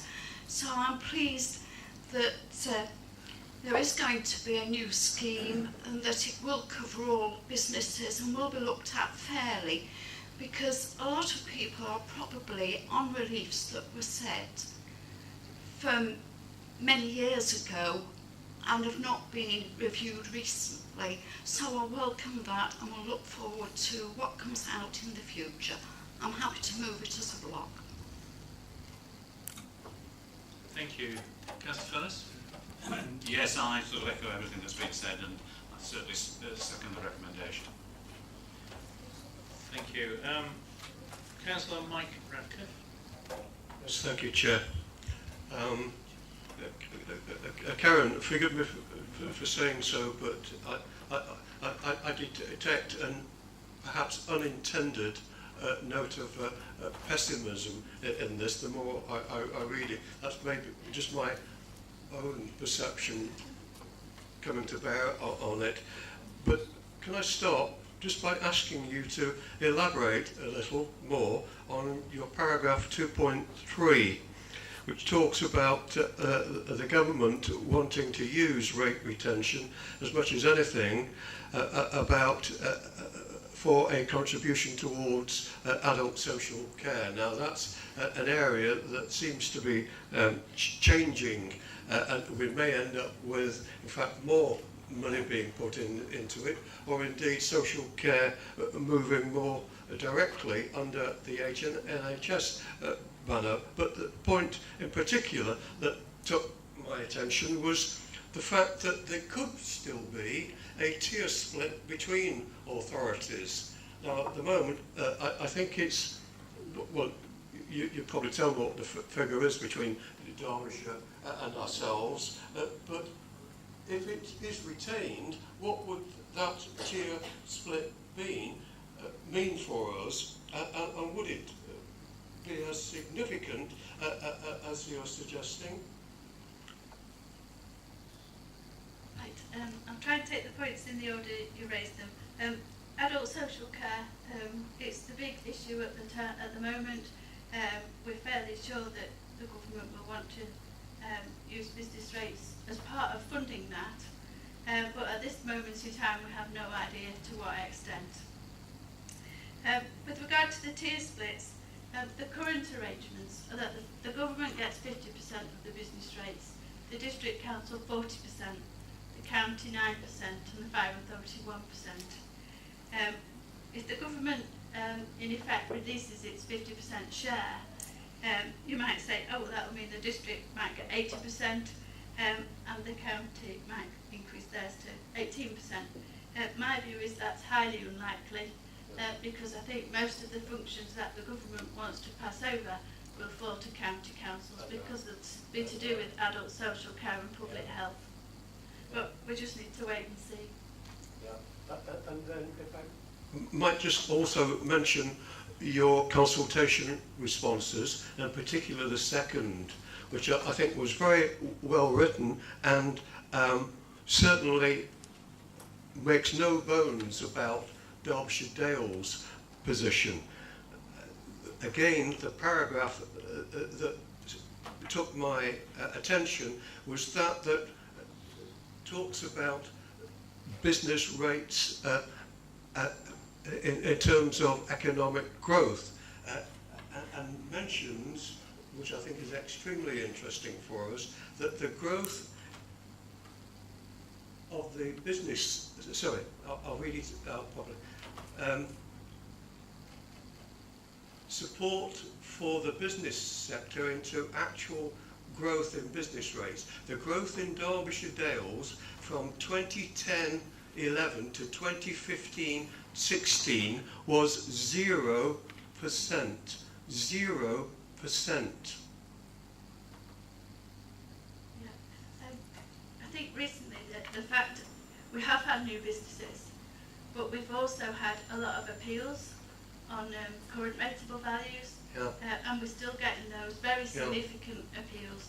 So any new growth has been offset. So by we are being pressurised almost to go over to a system that in fact is stacked against us, which is why I think you then talk about the need for a baseline of support. And I think in the past this has been discussed at local council levels of about 7%. Am I right? That's one of the things that was raised at the consultation that LGA and the DCLG in particular were. But I think that we have to face up to the fact that without some sort of support in place still, despite all our efforts, we might not be able to produce the income on business rates that is needed to keep us active. There will still be a safety net mechanism for authorities There that have certainly a needs to be. significant fall. But if they're just minor falls, then there wouldn't be a safety net for Yeah. those. Yeah, thank you. Councillor Slack. Thank you, Chair. At the outset of when the business rates were going to be kept by the local authorities, we all rubbed our hands and thought, oh, well, this is new times, we're going to get better funding, etc., etc. But in the cold light of day, this has all disappeared and evaporated, and I think the government's in a right mess over this business rates. But at the centre, yeah, exactly, at the centre of it is the people who are trying to run their businesses. There's lots and lots, as I've said previously, of businesses in this area really in a struggle, and they've spoke to me and they're very, very, very concerned about what will happen with this business rate situation. We see now retail sales dropping down. We see Brexit, we don't know what's going to go off at all. We're in a right mess really with Brexit. We don't know which way we're going to go, which avenue we're going to go down. And confidence in the business world is deteriorating. We can see this, I can see this in retail business is deteriorating. The government's got to get a grip of this really, it's got to go back to basics and look at this again. It's a real mess and it needs to be sorted. And if this government can't do it, another government should come in and tidy it up. So, thank you, Chair. So I hope you support me in this. Thank you, Chair. Councillor Aaron Ratcliffe. Thank you. It's a comment really, Chair. I do support so much of what the response to the consultation is, but when we were discussing this, we just felt, how do officers and how do councils work in this sort of situation when we're trying to work through 5-year financial plans, etc., and we don't know where we're going, and yet we're the ones that make the risk assessments, the risk management, and by gosh, we need to be they're very important in the light of where we're approaching both Brexit and both in terms of the incidents that we have had across the country, and we do all need to be pulling together. But I'm going to make one particular point in terms of, I can understand the reasoning about why we're having a review to have a look at discretionary grants. But I would ask a caution, because our principles are as important and the values are as important as our priorities. And one of the things, if I thought we were not going to be able to help those with the bedroom tax and that situation that allowed, it was the most compassionate way that this council could help when a government was so disregarding people with low incomes, just about keeping a job or even not having a job. I don't want us to start going down the road with a review that starts chopping something else at the lower end of our income and the most vulnerable of our society. That is not, I hope, the review. So I would be voting in favour of this in the knowledge we're having a review, but the review of the criteria is not only one that is made by officers, but by the leadership and the values that we stand as representing the area. That's the only point I make. Thank you. Thank you. Councillor Rose, I think you had something to add. Well, we're getting just a little bit political there. Not necessarily our style, but not mine. I want to make a simple point, because I think, whatever else is going on out there, whether it's in London, Europe or anywhere else, as long as we can focus on what we're trying to do here jointly, emphasise, with our officers, we still have, there are a lot of things we can do and are doing, and reports both before this one and after this one demonstrate that we are. So my plea to members is just we all go to pot there. I'm arguing with councillors stuck all night about government did what, but you know, not much point. I think we've just got to concentrate on doing our own thing and getting on with it. Thank you. That is that's our last contribution. Can we move to the vote to note the report, please? All in favour? Unanimous. Great. Can we move on to item 15? Capacity and skills for economic regeneration. Councillor Morley, have you got anything you'd like to say? Yeah. If I might start, Chairman. Sorry. I'm sure Councillor Morley will have plenty to add later. So this report is about sites for businesses in the Dales predominantly, and members are very familiar, painfully familiar really, about sites for housing in the Dales, and through their efforts and officers' efforts, we've now got to a position where we've got more than a 5-year supply of housing land for the Dales. We've only got a 1.5-year supply of industrial land for the Derbyshire Dales. We're desperately short of sites for businesses to grow in this area. We've got some great businesses, as members have been saying earlier, and you know, we do want them to flourish. We therefore need sites for them to grow, and members have said that that's a top priority for them. So unless we can unlock some new sites for businesses, then we're going to be struggling. The market isn't delivering it. No one but the district council is going to do that for the Derbyshire Dales. So it's down to us, I'm afraid. There have been a series of reports over the last few months to Community and Environment Committee.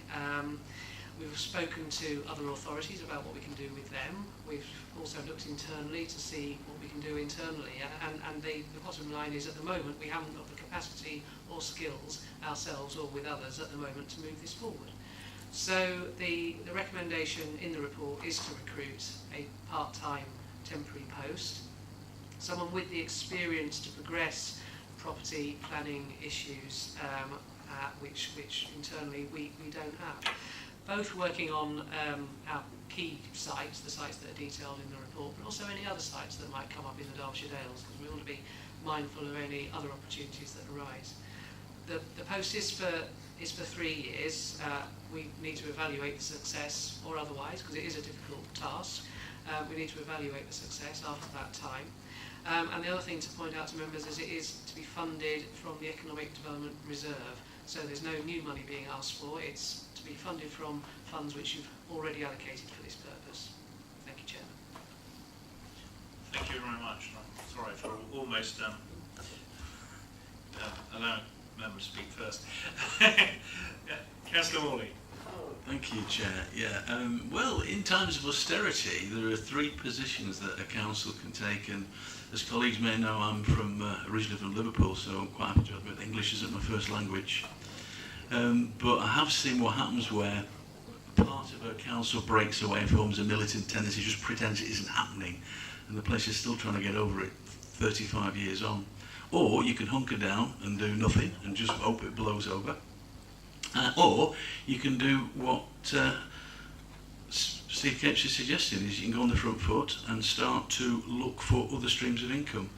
And having identified these sites outside the area, and I think every comment that was made about business rates for small retail shops, it's a sadness, but it's one of those things we'll have to deal with. And I'm also very heartened by the attitude of colleagues right across the council about being proactive and starting regeneration. So I'm very happy to move this and hope that members will be able to support it. Can we have a seconder? Councillor Purley. Thank you, Chair. A couple of questions as well, please. Welcome this. It's definitely a forward step move, as Councillor Morley says, and to be commended. I wonder if we're going to have a call for sites, as we did with the local plan, Steve. And also, interestingly, we have to refuse a planning application reached in Great Tansley, notwithstanding the fact that the business had a threat that the people that brought it from London would lose their houses. we didn't give your name in the planning committee as the officer to go to try and help them with that, if there was any empty big warehouses in the area. So it strikes me that there's a parallel here in not just business regeneration, but movement of staff to this area, movement of people to this area. So it's a double-edged sword. So whoever you recruit into this post, I think, has got to have some pretty good skills, both in trying to encourage employers and employing companies to come here, but also people. As we know, we have a low-wage economy with a very high housing price market. So it's going to be a very difficult nut to crack. So I'd like to see some lateral thinking on this, with bringing housing into this. I'd even go so far as to suggest this council probably should think about building its own social housing. Chairman, if I may, Councillor Purley makes a good point about the call for sites. Clearly one was carried out as part of the recent local plan process, and in terms of employment sites, not a lot came forward. Having said that, we are mindful of the fact that it might be something we wish to do, maybe not quite the same format, but we might wish to do on a slightly more frequent basis than has been the case in the past. The link to housing is an interesting one, partly because, as members know, a lot of housing have been allocated through the local plan process, and we'd like people who live in those houses to be able to work in the Derbyshire Dales as well. So there is a clear link there, and that's why we do need to provide sites for jobs as well. And clearly a lot of the housing, the larger sites in the Derbyshire Dales are mixed use sites where we're trying to get both housing and employment as well. So we are aiming to be, I suppose in that sense, sustainable to develop both together. But it is a difficult task, as the report said. A lot of our sites are difficult to regenerate because they have a lot of historical baggage that goes with them. Thank you very much. Councillor Chapman. Thank you, Chair. Really, I just want to give an update to this council. It's concerning paragraph 1.4, which is the priority sites. It's a little bit hot off the press, i.e. today. But the Riverside Business Park in Bakewell, in July 16, was given planning permission by the National Park Planning Committee with conditions. One of the main conditions was that no work, this is for the redevelopment. I mean, if anybody who's gone past the Riverside Business Park will know what state it's in. And the planning committee passed the application, approved the application, with a condition that no work would start until an access bridge was built from the site to the A6. Well, the appellant, the applicant made an appeal, and the result came through today from the planning inspector that their appeal has been allowed, and they will be able to develop the Riverside Park without building the bridge. It's something of a bittersweet decision because of the conditions given. Were sort of relevant and regarding local people, particularly the people along Homeford. But that just to let everyone know that the Riverside Business Development will be going ahead. And Chairman, if I might just add on that, the other positive news about the bridge, which may or may not be required as a condition, but it does actually have grant funding allocated towards it by the D2N2 Local Enterprise Partnership now. So one way or another, it looks like something is going to happen at the Riverside site, and I think that is positive. Right, thank you very much. Councillor Irene Ratcliffe. Well, thank you. Another Liverpudlian speaking, Chair, but coming from a very different angle. Lord Heseltine was one of the people that we admired, and of course we worked consensually with that person who was appreciated because he understood the reasons why the decline happened. Anyway, I would like to make a point about Derbyshire Dales here as a Derbyshire woman for nearly 40-50 years, and in terms of the economic generation, Now we need to reflect on the new comments from the local plan inspector on terms and the importance of the industrial sites. But when I came to the review, he recognised that there were opportunities and there was some land that we can look at, and I think I was reassured, because we also have, alongside this, and the importance of it, is working alongside with our communities. And that's especially in terms of the market towns and the high profile, where lots of housing are coming, but they're the areas as well where we have the small industrial sites that are there. Now, in terms of what I understand, that we will be working alongside with the county council, the partners in those that have the neighbourhood plans, etc., and ourselves as a lead on this in terms of economy regeneration. But it's got to be in the context of all the other aspects and the chances that we have. So we might not be able to bring one site together, but another one.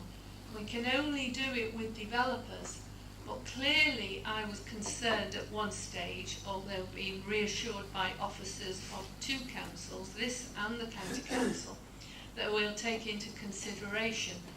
And one developer was wanting the industrial site and increasing houses, and then the possibility of putting the school site on the same plot of land, as well as keeping the wildlife. And I talk about the Cromford Middleton site. I'm hoping that we will increase skills, economic regeneration, but not at the cost of some of the other aspects of our communities. I think it's really important. I think that might have been reflected certainly on the strength of our policies that were put in by the inspector. I just want to note that. I think it's so important, and if we are talking about, because I brought this up at the Governance and Resources Committee when we discussed, it may not have been everybody, but certainly those members at that time did discuss the importance of the industrial units. But you've got to look at a whole concept. But I also welcome the news that has come out this week in terms of Bombardier and the aspects there. That is going to really help us across Derbyshire Dales as such, and I'm hoping that we'll have some more money from N2D2 in terms of some of the other spin-offs that can come. But I do welcome this, and I did feel that economic regeneration in Derbyshire was of good jobs and skills was the highest priority he had when this present administration come in. So I do support this. Thank you very much. Councillor Kent. I fully support the recommendations in the report, Chairman, and note the comments that have been made, particularly by Councillor Purdy and by Councillor Mrs Ratcliffe. It is right that whoever is appointed to this role takes account of the rural nature of Derbyshire Dales and the opportunities that exist for really good quality employment on the fringes of Derbyshire Dales. There is an enormous amount of investment going on at the moment just outside of our district that will attract people here, and this is the place where they will want to live, and they'll just travel a relatively short distance to good quality jobs. That work has just started on an enormous, huge rail freight terminal just to the south of us. 7,000 jobs being created there over the course of its construction, and once it's working, there's the new Toyota works. Bombardier has been mentioned. It's going on all around us. that is something for this person to take into account with the rural nature of our district. Chairman, if I might add to that quickly, sorry, Councillor Morley, once again. If I might add to that quickly, I think one of the I suppose inspirations behind what we've been trying to do here is the rural housing enabler that Rob Coggins has working for him, which has helped find appropriate rural sites for housing in small communities. Well, there might be appropriate rural sites for small businesses in rural communities as well, and that's something that we're very mindful of this as well. And yes, I'm also mindful of large developments happening all around us, just south of Ashbourne and in Derby, and you know there's some very big businesses there. There's a great opportunities perhaps at Ashbourne Airfield for some of those businesses to have smaller sites, but in that area as well. And you know, wouldn't that be great if we could get some of those international names in our district instead of having them elsewhere? And just with regards to the County Council, with regard to the Ashbourne Airfield site, we are working very well with the County Council on that at the moment. There is a master plan that is nearing completion in draft form, and that's something that you know we'll be bringing to members in due course. Thank you very much. Can we now move to the vote? All those in favour of the recommendations detailed on page 49? Great, thank you.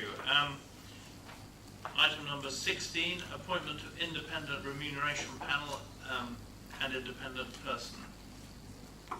Pleased to know, Chair, that I have nothing to add to the report.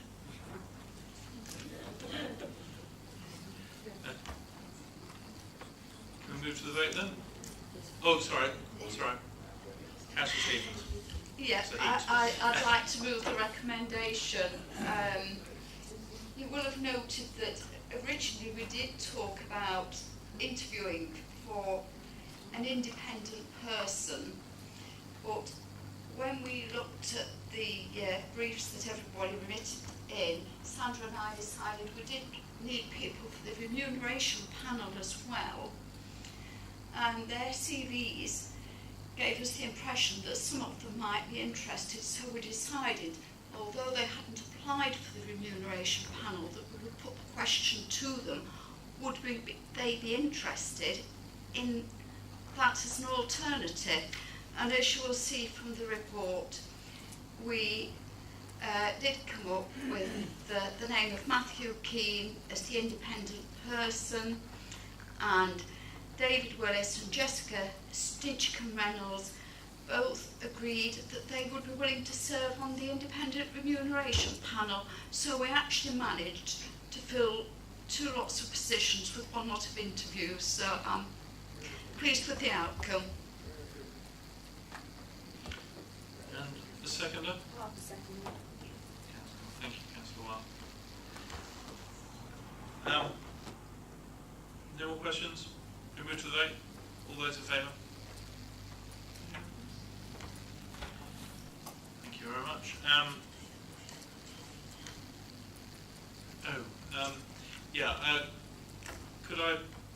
Is there a motion for us to continue and finish the last items? I'll second it. Second.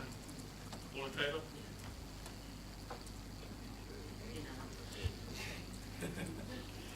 Thank you very much. Move on to the annual report of member representatives. You've got the written reports in front of you. What I ask, if anyone's got any comments, I'll call you out sort of the reports out one at a time. If those who are the representatives want to say a few words about their report in brief, that might be quite helpful. And anyone who wants to raise questions on those reports, please do so at the appropriate time. So the first one's member development, Councillor Hill. So I'm quite fortunate to have quite an interest in what I feel. I've got Sandra who's keeping me on the straight and narrow. Pretty much put what we've done this year. We're leading on to looking at new members in 2019, what we can make better for them. Now I've actually started it, but we'll be probably starting it next month. all exciting things. But unfortunately I've got to comment on the mandatory training, which is mandatory, and it's very poor response. This time last week we had 17 people who hadn't replied. Today I've got 10 who haven't. 3 I've spoken to, so it's 7 people. Some of you here who still haven't replied to the emails from myself and from the committee. And we have got penciled in another date before the next council meeting on the 27th of July. And that's about it, really. Any comments? Questions? Okay. Can we move on to the next one, which is the Events Hub? Councillor Froggatt. Sorry, Chair. I would like to add to what Councillor Nell has just said. Mentioned meeting group last night. The Planning Committee for 2 years has made very, very strong representations about some of the decisions by highways. So over the last year, in consultation with John Bradbury, we've managed to secure 2 highways officers to attend this town hall to give the benefit of their time and advice, and it is embarrassing when only 4 members turn up at one of those sessions. So all I want to say, I think that speaks volumes. Thank you very much. The Events Hub, Councillor Froggatt. Any questions or comments on her report? No. Health and Wellbeing Hub, Councillor Hobson. I'll be very brief. I think by reading all the reports, you'll see they make very interesting reading. I'd just like to say how much I've learned during my time on the Health and Wellbeing Hub, and hope I've made a reasonable contribution. I'd like to thank all the officers and staff for their assistance. I think it's been a really good thing to do. Thank you. Any questions? Can we then move on to the Communications and Marketing Hub? Councillor Pauly. I'm not going to actually go through the short report that I've put on under item 17. However, I would like to emphasise just how important the role of communication is. The fact that the communications team led by Jim Fern has been able to increase our profile so much on social media, our website and through Dales Matters demonstrates just how hard they are working to put across the image that our council wants to promote, which is one of a caring body working for the good of everyone in Derbyshire Dales. Disseminating information, of course, is a very important part of the intent of those sites and pages, and I'm sure the general public find them a very useful resource. But when so many other news items are generally very upsetting, it is good to see that we at least can find upbeat and cheering stories from around our region, all of which are related to the work undertaken or supported by this council. When our world seems to be so full of negativity, an extremely important task of leadership is to encourage positivity, and that is something that our communications and marketing team are working very hard to achieve. They are to be thanked for that and for all the other hard work they are doing. It's been a pleasure working with them during the last year, and I look forward to much more progress during the year to come. I'll answer any questions if you've got any, if I can. Councillor Rose. Well, that's a very good report, Chairman. I want to reassure Councillor Pauly, who I think was a bit nervous about taking this role on. I think he's made a very good job of it, as have all of them represented. But I'm really pleased about the fact we're going to do something about the signs welcoming people to Derbyshire Dales. There was a bit of a row when we first had them, you know, and here they are on Joyce's report saying we're having some new signs. Well, jolly good. I think we need to be proud of Derbyshire Dales. Thank you. Any comments on the transformation report by Councillor Bright, who's not here? Anyone got any questions? No. Community Engagement Hub, Councillor Smadell. Thank you, Chair. Not a great deal to add to my report that's in the agenda. Just to add that the one thing we've done since then is one of the things that came out of the community forums and as part of our community forum coordination group was about engaging with younger people. And as part of that, Ros Hessian and I earlier this week visited a youth council, a Derbyshire youth council in the High Peak, to see what they do and what they're interested in. And I believe our chief executive is also trying to communicate with the schools to try and sort of involve young people there as well. That's all in progress. But other than that, nothing to add to my report. Any questions on that? No? Oh, Councillor Irene Radcliffe. Thank you. I'm really pleased about that. Did you find when you went to High Peak and the forum, did you think, where is the youth of Derbyshire Dales in the aspect of the councils? There were youth representatives there from across the High Peak and from Derbyshire Dales. The only one who was actually present that night was from Eton.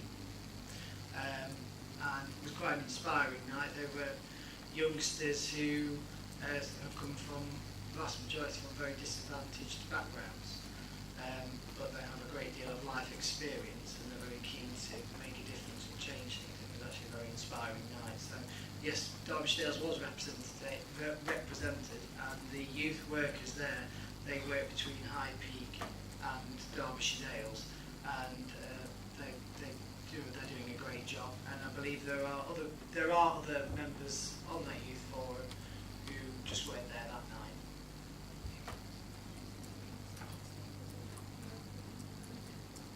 Yes. Maybe we have a come back on that. Yes, yeah. Thank you, Chair. Would it be through you, Chair, possible that we could get a flavour of the youth engagement across Derbyshire Dales in that, so that we would get a picture, because I think that is really good aspect, and I'd like to think that what we're learning from that the High Peak of Derbyshire Dales plus High Peak would replicate in the same way within the south of the area, and I'd be really interested if we could get some of that. Perhaps some feedback in the local forums would be good. Thank you. Councillor Catt. Following on from both of those two contributions, and thinking about the area forums for this year, one of the things that we're looking at going forward is that instead of having 3 forums in each of the individual areas, we will have 2 general forums and 1 that will concentrate on youth. And in fact, Chief Executive, as Colin has said, has been in touch with our local schools, the secondary tier schools, so that some of us can go along and explain to them just exactly what a councillor does, how we engage with the community, what the responsibilities are, and see what questions they have for us.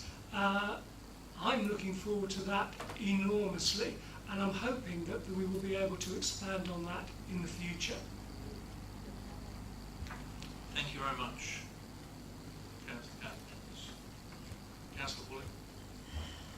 Just taking up on what Councillor Catt has just said, and it slipped into my mind that we are recording a lot of our meetings now. Perhaps we could pick out some of the juicier bits that are entertaining and use those when we do go along. Which bits are the juicy bits? Yes, thank you. Are we right? Can we at the procurement hub? Councillor Turner. Thank you, Chair. I was asked to keep my report to less than I was asked to keep my report to less than a page, and I found that quite easy to do, actually. As you will have noticed, the highlight saving was the energy area, which far exceeded the original estimate of 30,000 and was actually nearer 60,000. I think it is because it's Russian gas, but it may be even possible to get it cheaper if the planning committee passed the possible impending application for fracking at Carsington.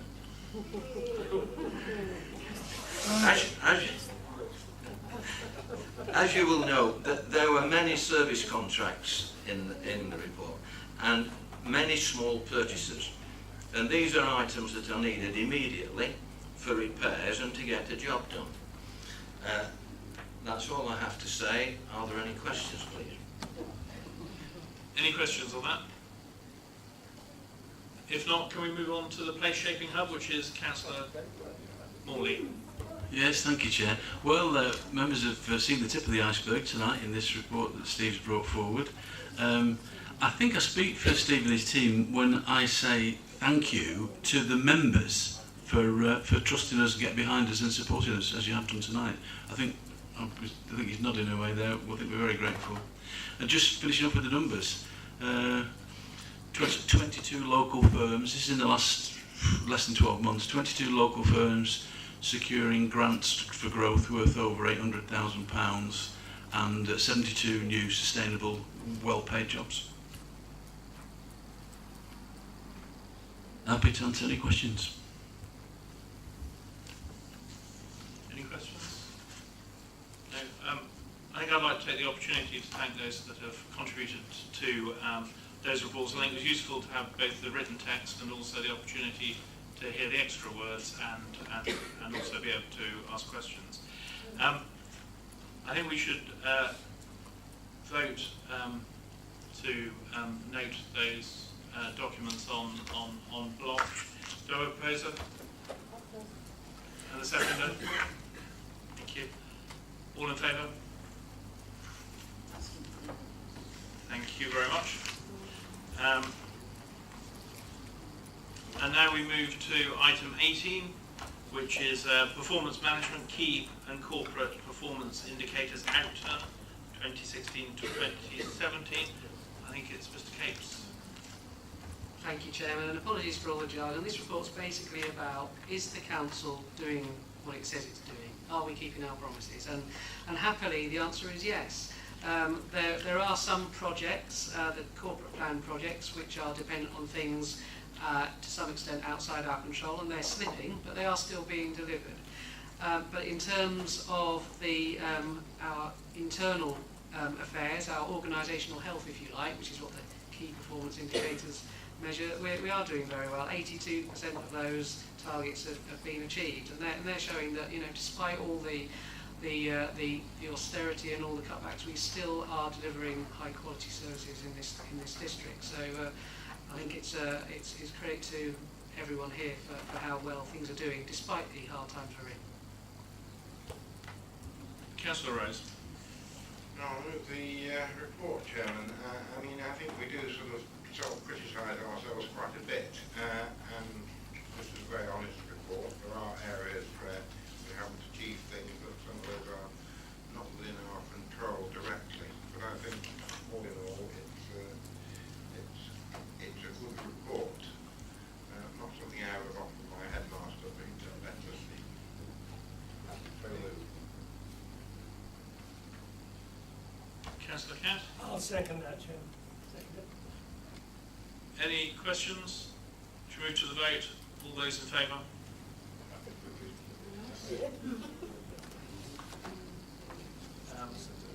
We move on to the appointment of the Vice Chairman to the Northern Area Community Forum.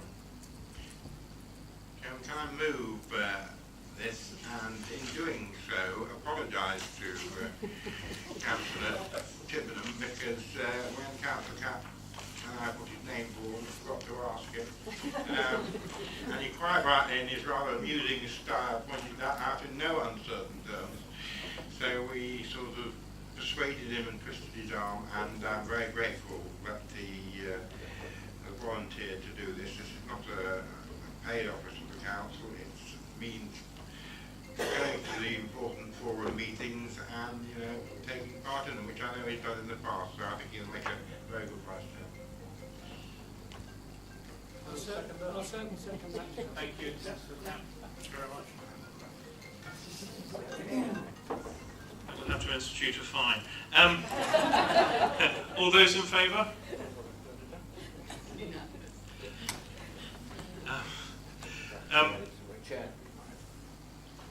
Sorry, yes? Yeah. I'd like to thank fellow councillors for your endorsement, and I will endeavour to carry out the role to the best of my ability. Thank you. Thank you very much, Councillor. Thank you. Sealing of documents? Second? Thank you. All in favour? Thank you. Unanimous. Exclusion of public access, which means the camera gets switched off. To receive the exempt committees